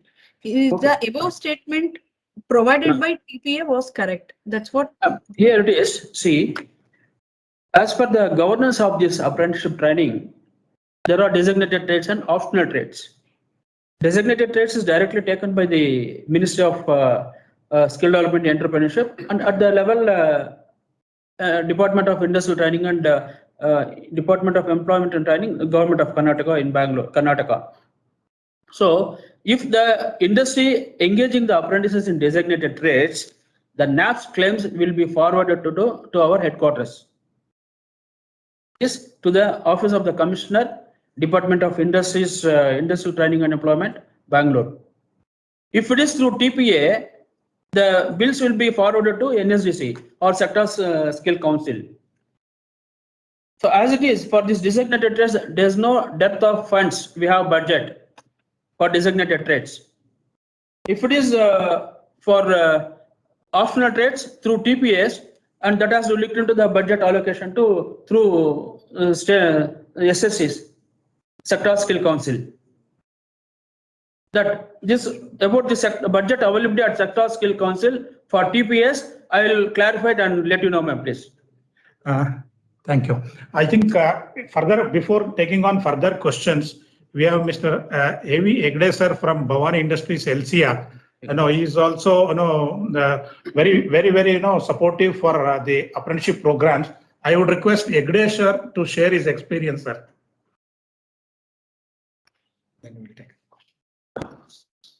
Yeah. I think it is good afternoon, everybody. Good afternoon. I'm AJ Hegde from Bhavani Industries. We started this apprentice training scheme way back, I think 2009, maybe about 12 years back. Training the ITI trainees under NCVT scheme. It was extremely difficult at those days to get these apprentices to small industries, and even to get the registration from the department to train the people. We have to send several requests. Finally, Mr. Vijay Kumar is instrumental in registering us as registering our company for apprentice training. We started training the ITI trainees, and I myself used to go to the ITI institutes, telling them the facilities available with us and the type of training what you are going to provide. In spite of all convincing, giving a presentation of our company, I was finding it extremely difficult to get the trainees from the ITI, because all the people were sending their trainees to the public sectors or the MNC companies.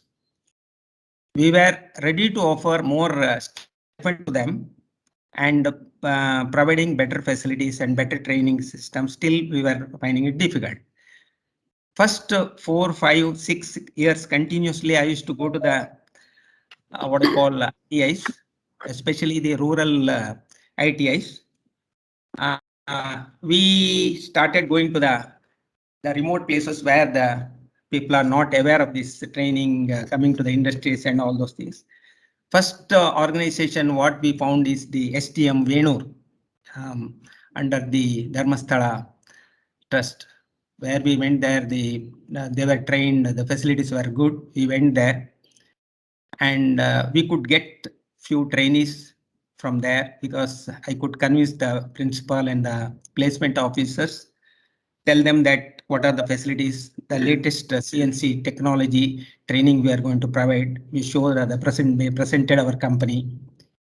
Then we could get first batch of trainees from Dharmasthala, then nearby Udupi, Barkur, and Honavara, then Kalasa, Holenarsipur, Channapatna, and parallelly we also tried getting the trainees from the nearby people like our Haravalli, Kanakpura, Ramnagar, or maybe nearby government ITI, Hosur Road, and Peenya. All these places we tried. Basically, what we found, the ITI qualified people from these local nearby ITIs, they were not continuing with us, or not showing much interest in taking this continue. This is a course for about 12 months. We go there and what you call recruit the people somewhere in April, May, pick up the good boys from them, conduct some interviews and tests and all those things. And it starts from here. Once the ITI exam is over, they come here by July and or August. And the course, it is, even though it's a 12 months course, but we pick them much earlier. The exam is conducted somewhere in October next year. So, and we found that our experience is that this rural people picked up from the rural places. They were staying with us till the end of the 12 months. Majority of a good percentage of them used to continue the course, whereas the local people here, they were not continuing. That's why we stopped recruiting selecting the people from the local areas.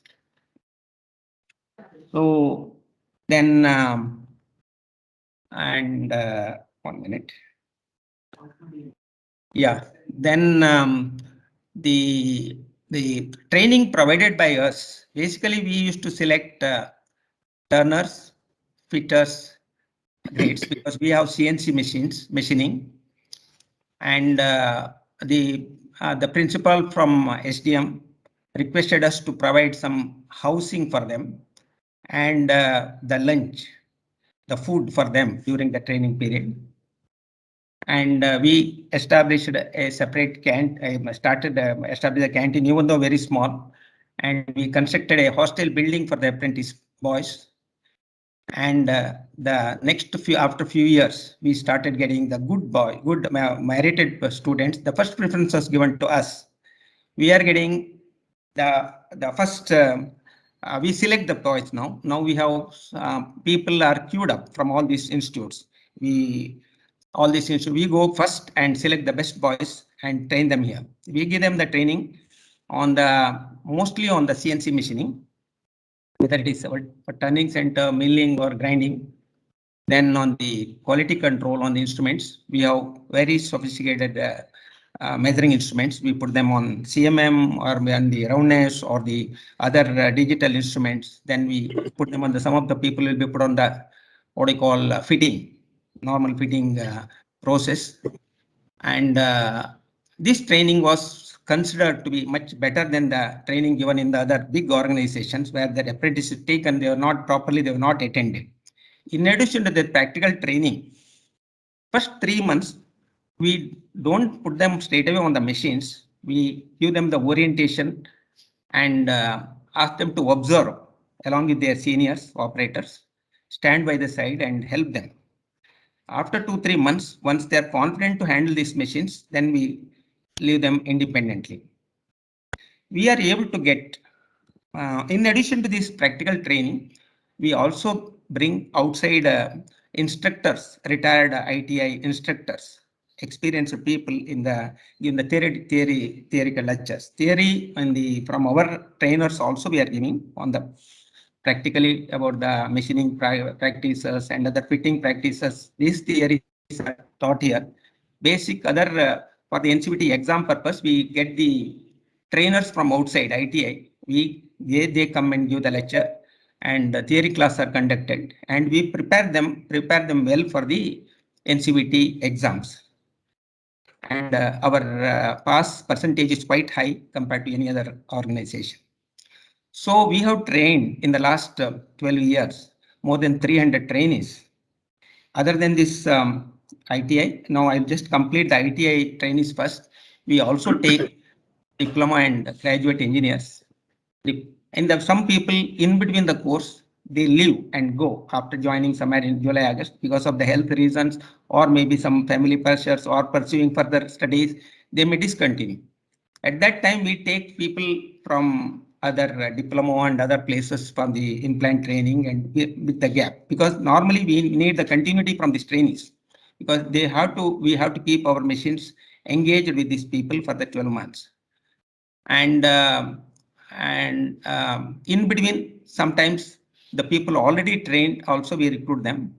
At the end of 12 months, the people who are interested in continuing with us, we absorb them on the regular grades here. And many times the people with the training what they got here, they get good jobs elsewhere or near their native place. Some industries are coming up. They are able to go and get the job there. They will be near their parents or their house. And we are able to provide the develop some skilled manpower to the rural areas where the industries are coming up. So this is the what you call training what we are giving. We found this apprentice trained people are much better because they are having basic qualification and basic education, and they should be able to read the drawing, understand the drawing, technical things. And we don't prefer to have the casual or contract laborers because they are not having the required all this, and they are not. And the cost also will come down. Even though first 2-3 months we are not getting much, but we get a good output from these people, and they get trained well. And we also provide them develop the skill and provide them to the industry, and they are much better. Our experience in this training the ITI people is very good, and we bring the discipline with them to work in the industries and develop the skills, practical skills.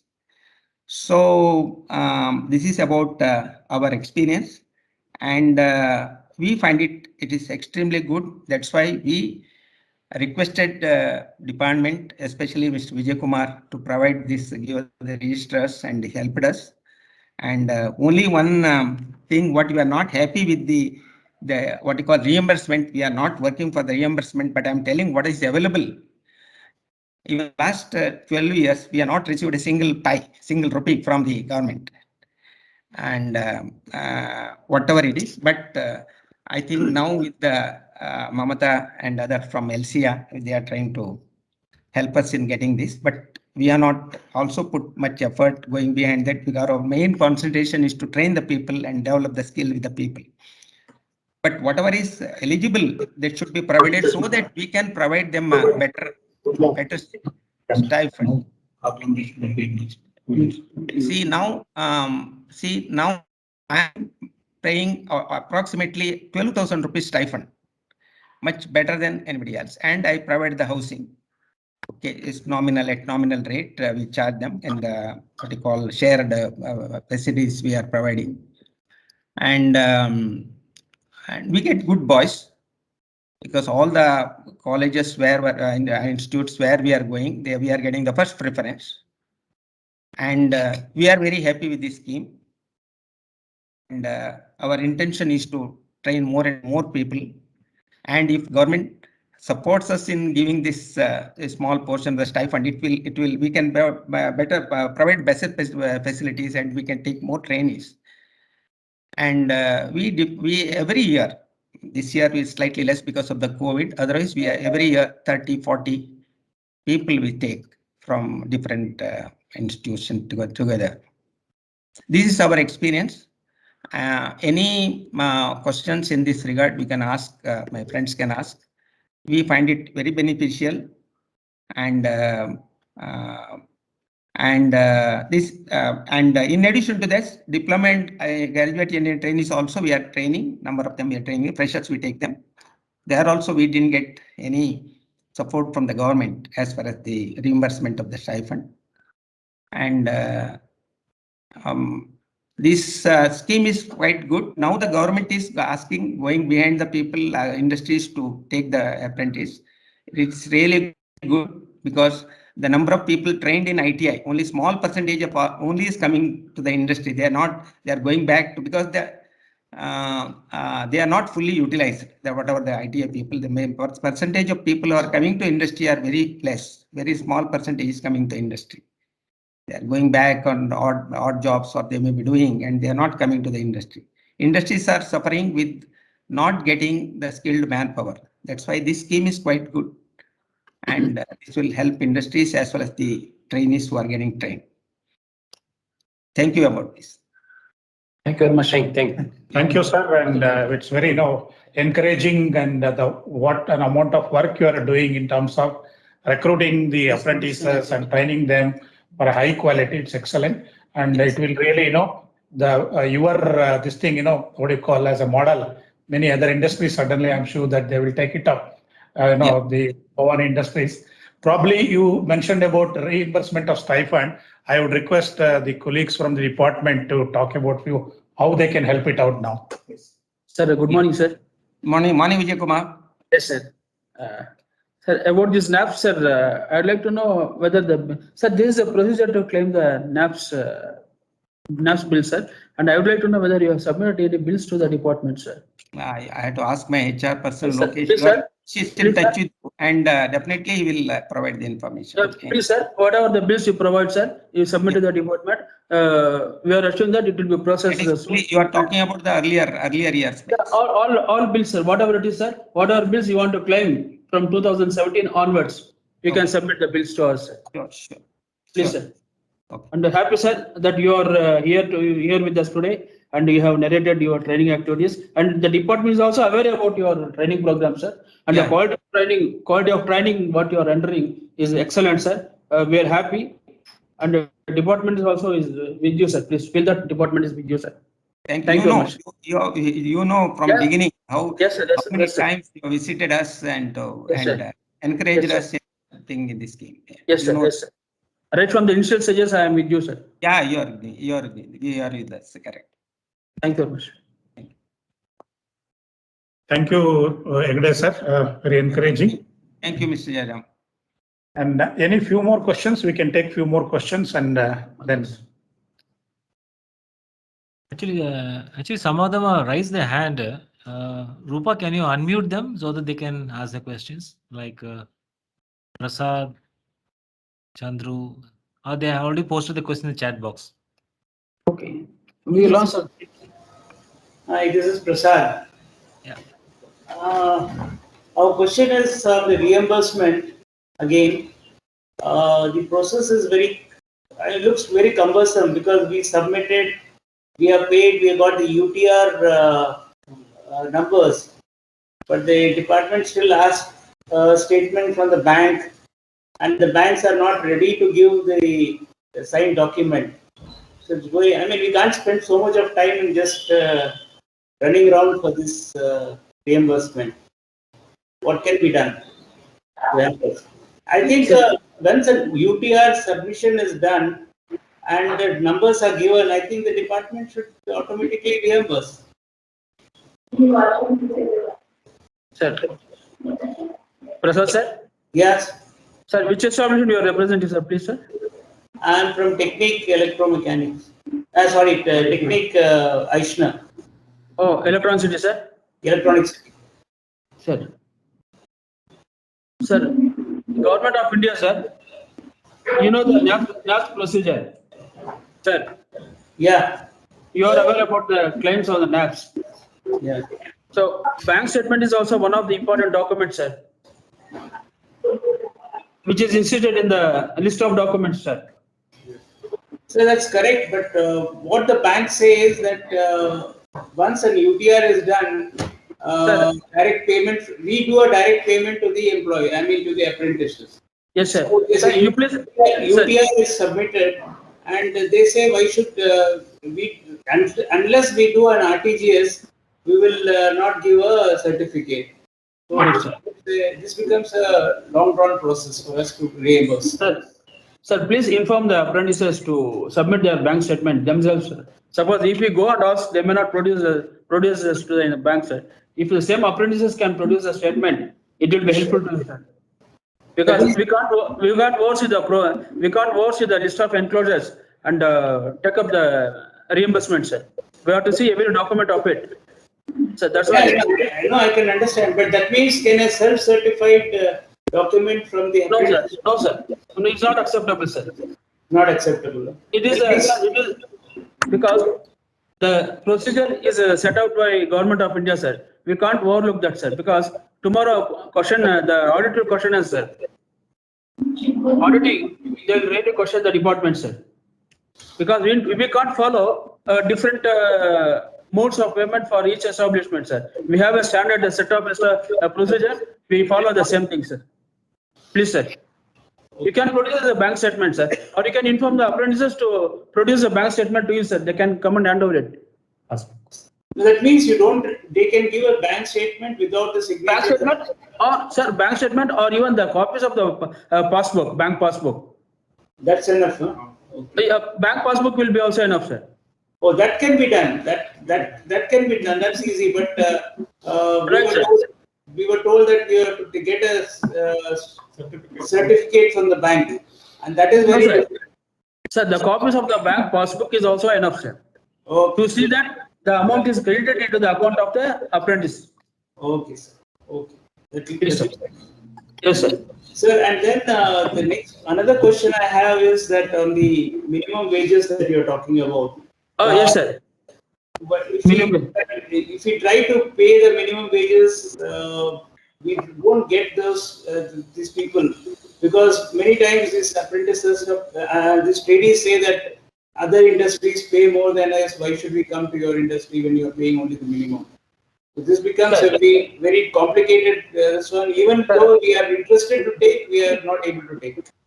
Yes, sir. Sir, this is the Government of India has notified only the minimum amount of stipend to be paid apprentices, sir. Yeah. Nowhere it has fixed the upper limit, sir. Okay. So, sir, please, sir, it is left to the financial state to see that a proper stipend is fixed, sir. Okay, I mean that can be done, but it has to be less than the minimum wages that we pay. So to the other people. So yes, I can't pay for trainee more than what a regular employee gets or a regular. No, sir. Nowhere, no establishment, sir. No establishment is paying more than the employees, sir. Okay. Please, sir. Thank you, sir. Okay, thank you. Mr. Vijay Kumar, sir, good afternoon. Good afternoon, sir. I'm Karyappa from Technique Electromechanics. Oh, namaskar, sir. Namaskar, yes, sir. Fine, sir. Thank you, sir. Sir, my question is, yes, sir. During training period, suppose is met an major accident, who is the responsible? Because we are not paying ESI. Yes, sir. Sir, as it is, the apprentices are covered under Workman Compensation Act. Okay, who is going to pay the compensation? Sir, employer.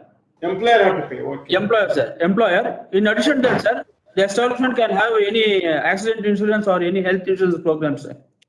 Okay. Please, sir. We advise every employer, every establishment to have some sort of insurance, accident insurance or any health insurance to benefit the apprentices, sir. Or shall we go for voluntary for ESI? You can take that. So, pardon me, sir. Voluntary?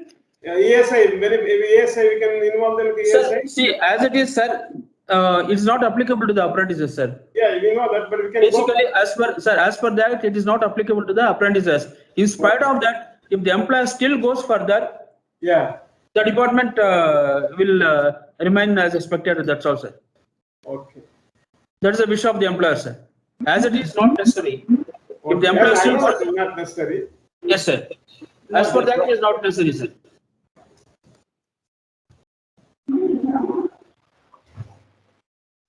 Sir, please. Okay, thank you, sir. Thank you. Yes, sir. Thank you. Next question, sir. Yeah, hi, good afternoon, sir. I am Chandru here from Origin Disco Technologies Limited. Yes, sir. Question. Chandru. Yeah, I have two questions. One Yes, is sir. that, is there any notice period for trainees who left between the training? Yes, sir. Sir, as it is Act, doesn't specify any notice period to the apprentices, sir. Okay. There's no any notice period to the apprentices, sir. But as of now, sir, what if the apprentice gets into any establishment, when you offer for the apprenticeship post, and if you accept to undergo apprenticeship training in your establishment, and all his documents are going to be seized in your login, sir.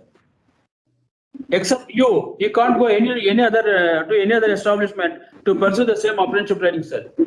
Okay. That's how the employer is protected, sir. And as it is, there's no any notice period specified in the Act, sir. Yeah, and second thing is that in case we are ready to pay the more than stipend, Right, sir. you are not ready to join. So in that case, is there any non-compliance issue? Sir, that is, if the apprentice is not willing to join, we can't force anybody. That's all, yeah. We can't compel anybody, sir.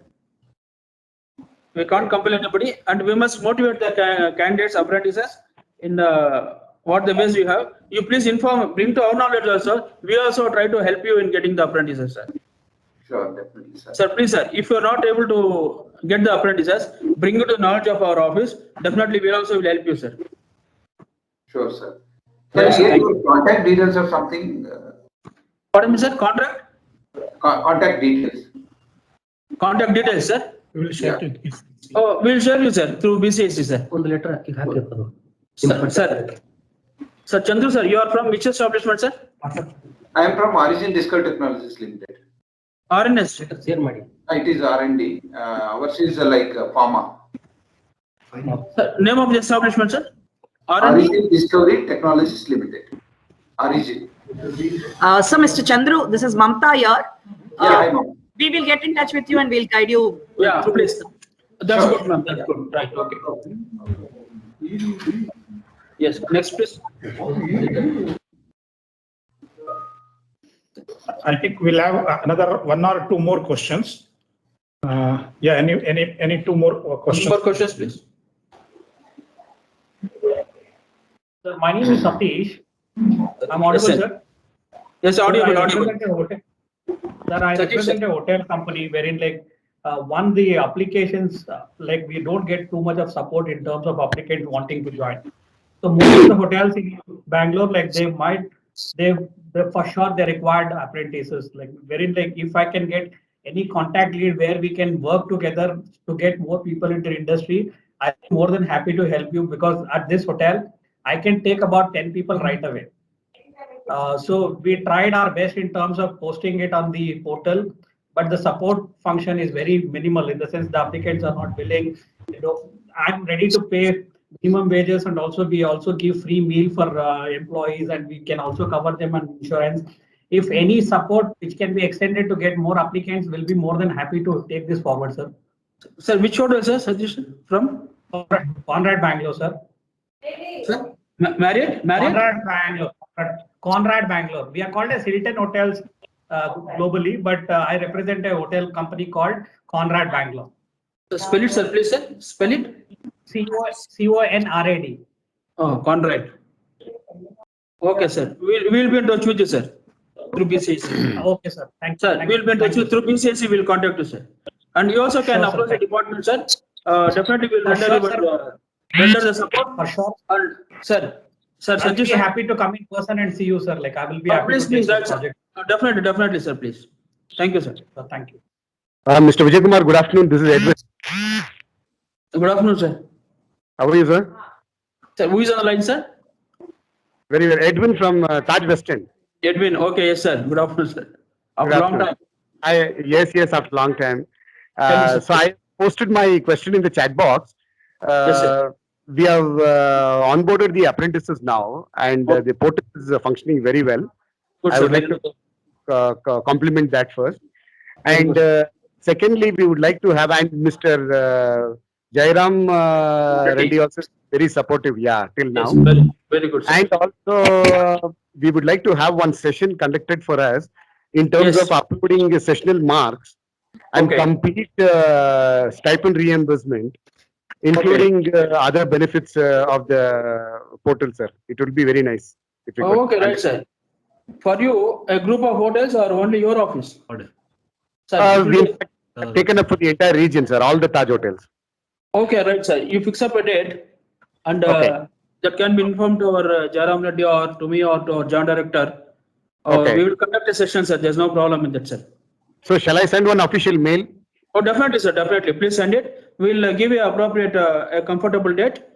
Or else you also can mention your comfortable date. We'll adjust ourselves to that date and we'll conduct a program, sir. Hardly about 45 minutes to 1 hour, sir. That's all the session. And we can.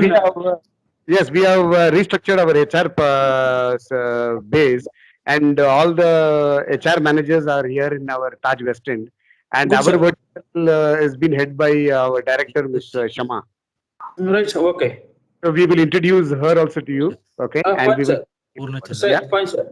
Our Joint Director and our team will visit you, sir, and we will discuss all the issues related to whatever related issues you have in portal. We will discuss with you. Thank you. Please. Thank you so much. Thank you very much, sir. Right, sir. So can we take one last question, sir? Yeah, please. Not only last, many questions you have This is ready. from Mr. Purnachandran. Please Yes, sir. confirm which institute has the CNC operator and programmer course for basic training? Okay, I think here, what you can suggest is you can contact the Foreman Training Institute in Peña. They are supporting for BTP, for CNC as well as welding. Now it is called as NSTI, National Skill Training Institute. Thank you, sir. Yeah. The phone number, because the contact. Yes. Okay, I think if there is any more questions, Prithvi sir, please you can collect those and send it back to us, forward back to us. We will try to reply all those questions and send it back to both, the LCA as well as the BCIC. Yes. So that Sure. they can. Yes. Sure. Yeah, we hand over now session back to probably Prithvi sir and from Mamta madam from LCA, please. Yeah. Rama madam, you like to add something? I would like to say something, saying that I think we have come a long way. I think we really should congratulate and thank the government for, what it was. Every meeting we used to say that is not all right, this is not all right. I remember, Jairam, you may be knowing that, Yes.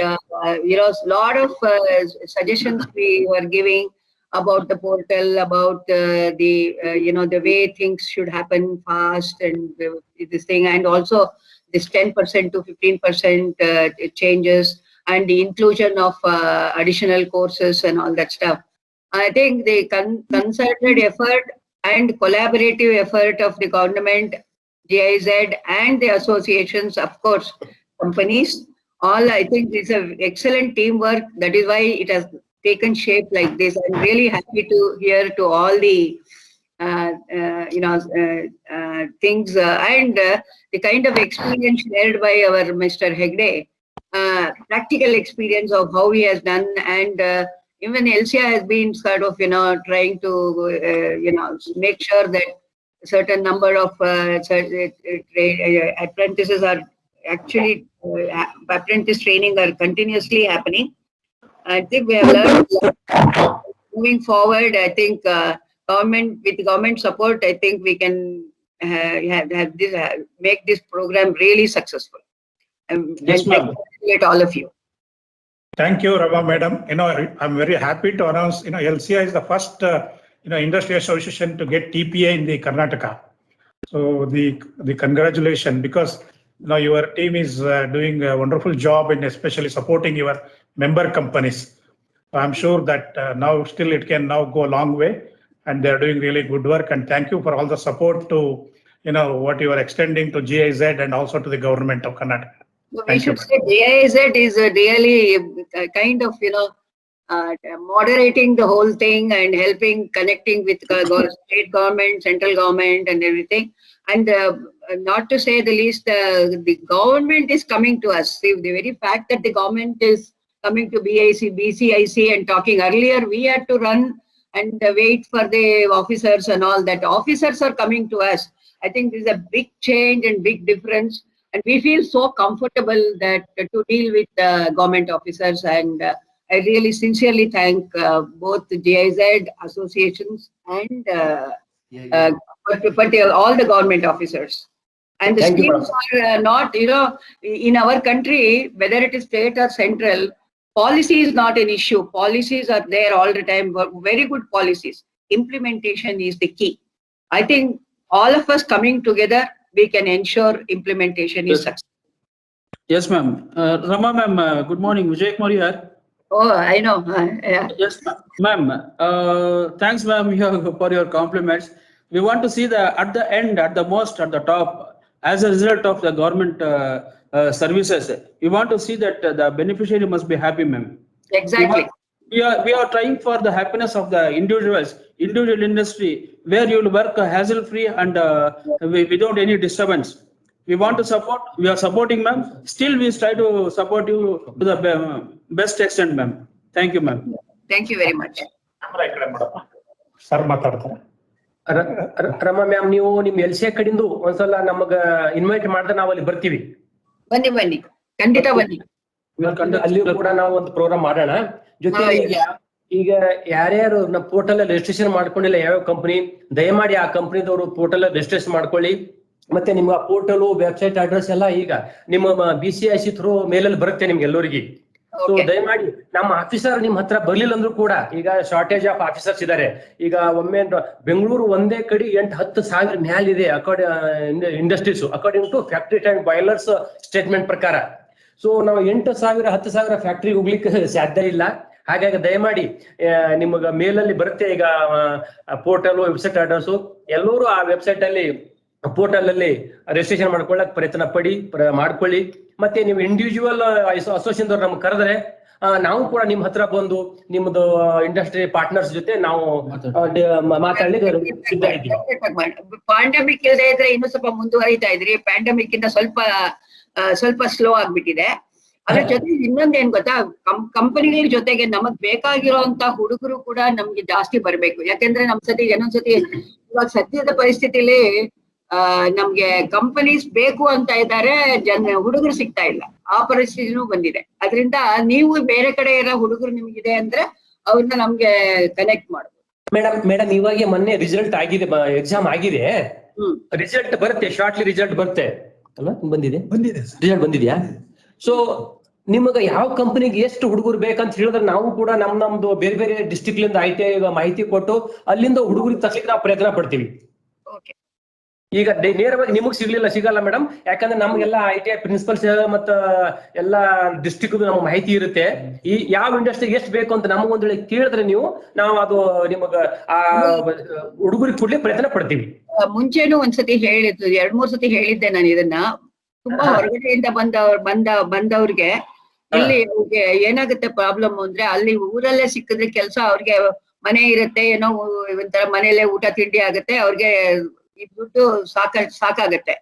ಬೆಂಗಳೂರಿಗೆ ಬಂದ್ರೆ ಅವ್ರಿಗೆ ಇರಕ್ ಜಾಗ, ಊಟ ತಿಂಡಿನಲ್ಲಿ ಅವ್ರಿಗೆ ಏನು ಊರಿಗೆ ಏನು help ಮಾಡಕ್ ಆಗಲ್ಲ. ಆಮೇಲೆ ಏನಾಗುತ್ತೆ, ಸ್ವಲ್ಪ ದಿವಸ ಆದ್ಮೇಲೆ they can't manage the cost of living in Bangalore, ಹೊಟ್ಟೋಗ್ಬಿಡ್ತಾರೆ. ಅದಕ್ಕೆ ಏನಾದ್ರೂ ಒಂದು long term plan by the government to accommodated them in big hostels. ಅದು ತುಂಬಾ ಸತಿ ನಾನು ಹೇಳಿದ್ದೀನಿ ಇದನ್ನ. ಇದು ತುಂಬಾ I mean you may not, we may not be do it our level, may be minister ಆತರ ಸ್ವಲ್ಪ ಪುಷ್ ಮಾಡಿ ರಿಮೋಟ್ ಏರಿಯಾಸ್ ಇಂದ ಬೆಂಗಳೂರಿಗೆ ಬರೋರಿಗೆ ಸ್ವಲ್ಪ ಹಾಸ್ಟೆಲ್ ಅಕಾಮಿಡೇಷನ್ ಮಾಡಿದ್ರೆ ಒಳ್ಳೇದು. ಬೇಕಾದ್ರೆ ಊಟ ಕಂಪನಿಯವ್ರು ಮಾಡ್ಬೋದು, ಬಟ್ ಹಾಸ್ಟೆಲ್ ಕಟ್ಟಕ್ಕೆ ಜಾಗ ಇರಲ್ಲ. So many problems are there. ಅದೊಂದು ನೀವೇನಾದ್ರೂ ಪ್ರಯತ್ನ ಪಟ್ರೆ ಚೆನ್ನಾಗಿರುತ್ತೆ. ಮೇಡಮ್, ಈ ಸಲಹೆ ನಿಮ್ಮದು ತುಂಬಾ ಉತ್ತಮವಾಗಿದೆ ನಮ್ಮ ಮಕ್ಕಳಿಗೆ. ಯಾಕೆಂದ್ರೆ ಈಗ ಅದು ಒಂದು ಎಜುಕೇಶನ್ ಇದ್ದಂಗೆ, ITI ಆದ್ಮೇಲೆ ಅಪ್ರೆಂಟಿಸ್ಶಿಪ್ ಮಾಡ್ಬೇಕಂದ್ರೆ ಅದು ಒಂದು ಎಜುಕೇಶನ್ ಟೈಪ್ ಅವ್ರಿಗೆ. ಸೊ ಹಾಗಾಗಿ ನಾವು ನಮ್ಮ ಸರ್ಕಾರಕ್ಕೆ ತಮ್ಮದು ರೆಫರೆನ್ಸ್ ತಗೊಂಡ್ಬಿಟ್ಟು ಹಿಂಗ್ ಇವತ್ತು ನಾವು BCIC ಜೊತೆದಾಗ ನಾವು ಒಂದು ಸಭೆ ಮಾಡಿದ್ವಿ. ಹಿಂಗ ಒಂದು ಕ್ವಶನ್ ಬಂತು. ಸೊ ಎಲ್ಲಾ ಮಕ್ಕಳಿಗೆ ನಾವು ಹಾಸ್ಟೆಲ್, ಈಗ ITI SLC PUC ಮಕ್ಕಳಿಗೆ ಯಾವ ಟೈಪ್ ಹಾಸ್ಟೆಲ್ ಇರುತ್ತೆ, ಅಪ್ರೆಂಟಿಸ್ಶಿಪ್ ಮಕ್ಕಳಿಗೆ ಕೂಡ ಹಾಸ್ಟೆಲ್ ಪ್ರೊವಿಷನ್ ಮಾಡಿದ್ರೆ ಅವ್ರಿಗೆ ಅನುಕೂಲ ಆಗುತ್ತೆ ಅಂತ ಮೇಡಮ್ ನಾನು ಇವತ್ತೇ ಲೆಟರ್ ಬರೆದು ಪ್ರಯತ್ನ ಮಾಡೋಣ, ನಾವು ನೀವು ಸೇರ್ಕೊಂಡು ಪ್ರಯತ್ನ ಮಾಡೋಣ. So this is called immediate response. Yes madam. Thank you so much. Thank you. I think this hostel, whatever you are planning, should be in the industrial area, either in Peenya or in Electronic City, Mamasandra, some places. Yes. Okay. Yes. Nearby industrial areas. Nearby hostels. Correct. This is for example, Mr. Hegde has led by example by providing his own hostel. But not every company is having such a resources. ಜಾಗ ಇರಲ್ಲ, ದುಡ್ಡು ಇರಲ್ಲ, ಅವ್ರಿಗೆಲ್ಲ ತೊಂದರೆ ಆಗುತ್ತೆ. So particularly MSMEs ಗಳಿಗೆ help ಆಗಕ್ಕೆ ಇದು ದೊಡ್ಡ ಕಂಪನಿನವ್ರು ಏನಾದ್ರು ಜಾಸ್ತಿ ದುಡ್ಡು ಕೊಡ್ಬೋದು, ಏನಾದ್ರು ಮಾಡ್ಬೋದು. ಬಟ್ ಸಣ್ಣ ಕಂಪನಿಗಳಿಗೆ ನಾವು ಸಹಾಯ ಮಾಡ್ತೀವಿ. 5 ನಿಮಿಷ ಟ್ರೈ ಮಾಡೋಣ ಮೇಡಮ್, ಟ್ರೈ ಮಾಡೋಣ. Thank you so much. Thank you. Thank you, Rama madam, for this wonderful acknowledgement and support that you are giving to the students, especially from LCA. It has moved a great way forward.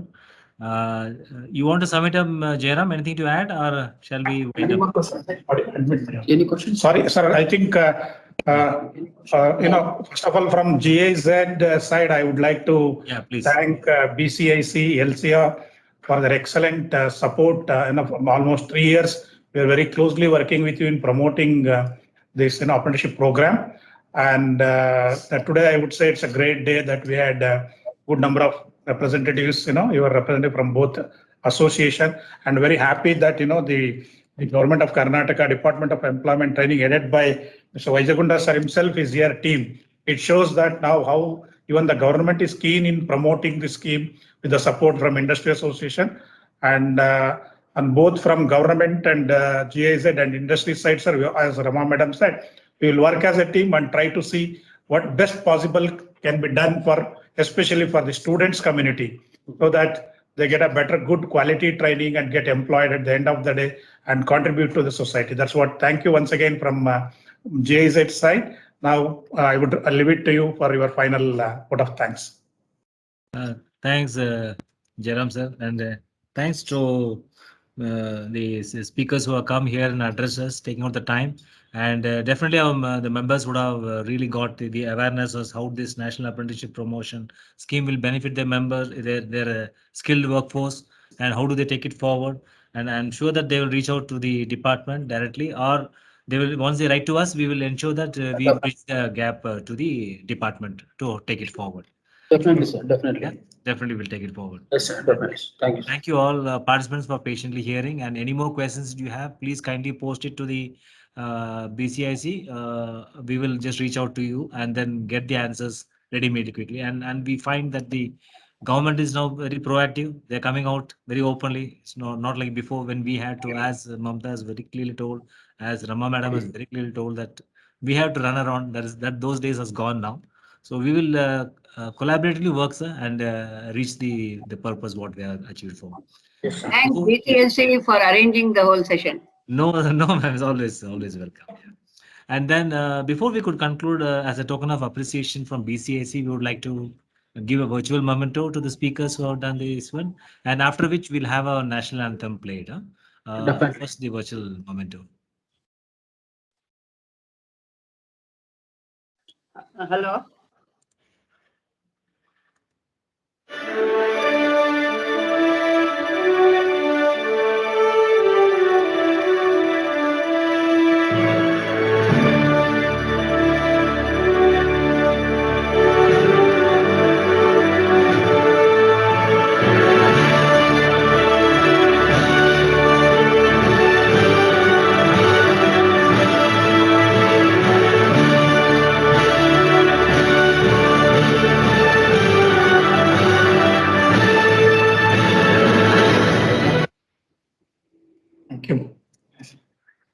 we'll have the national anthem.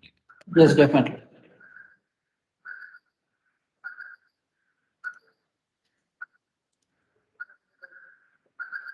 Jana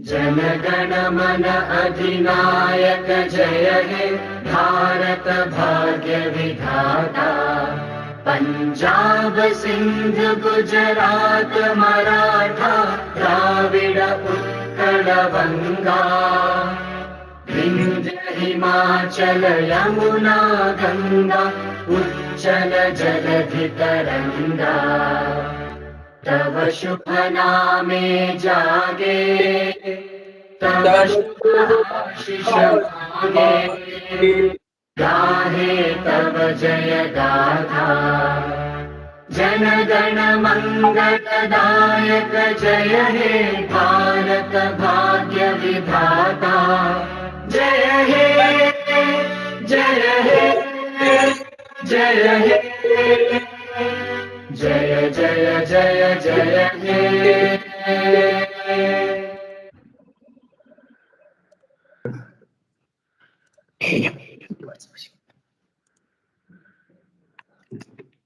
Yeah, thank you all.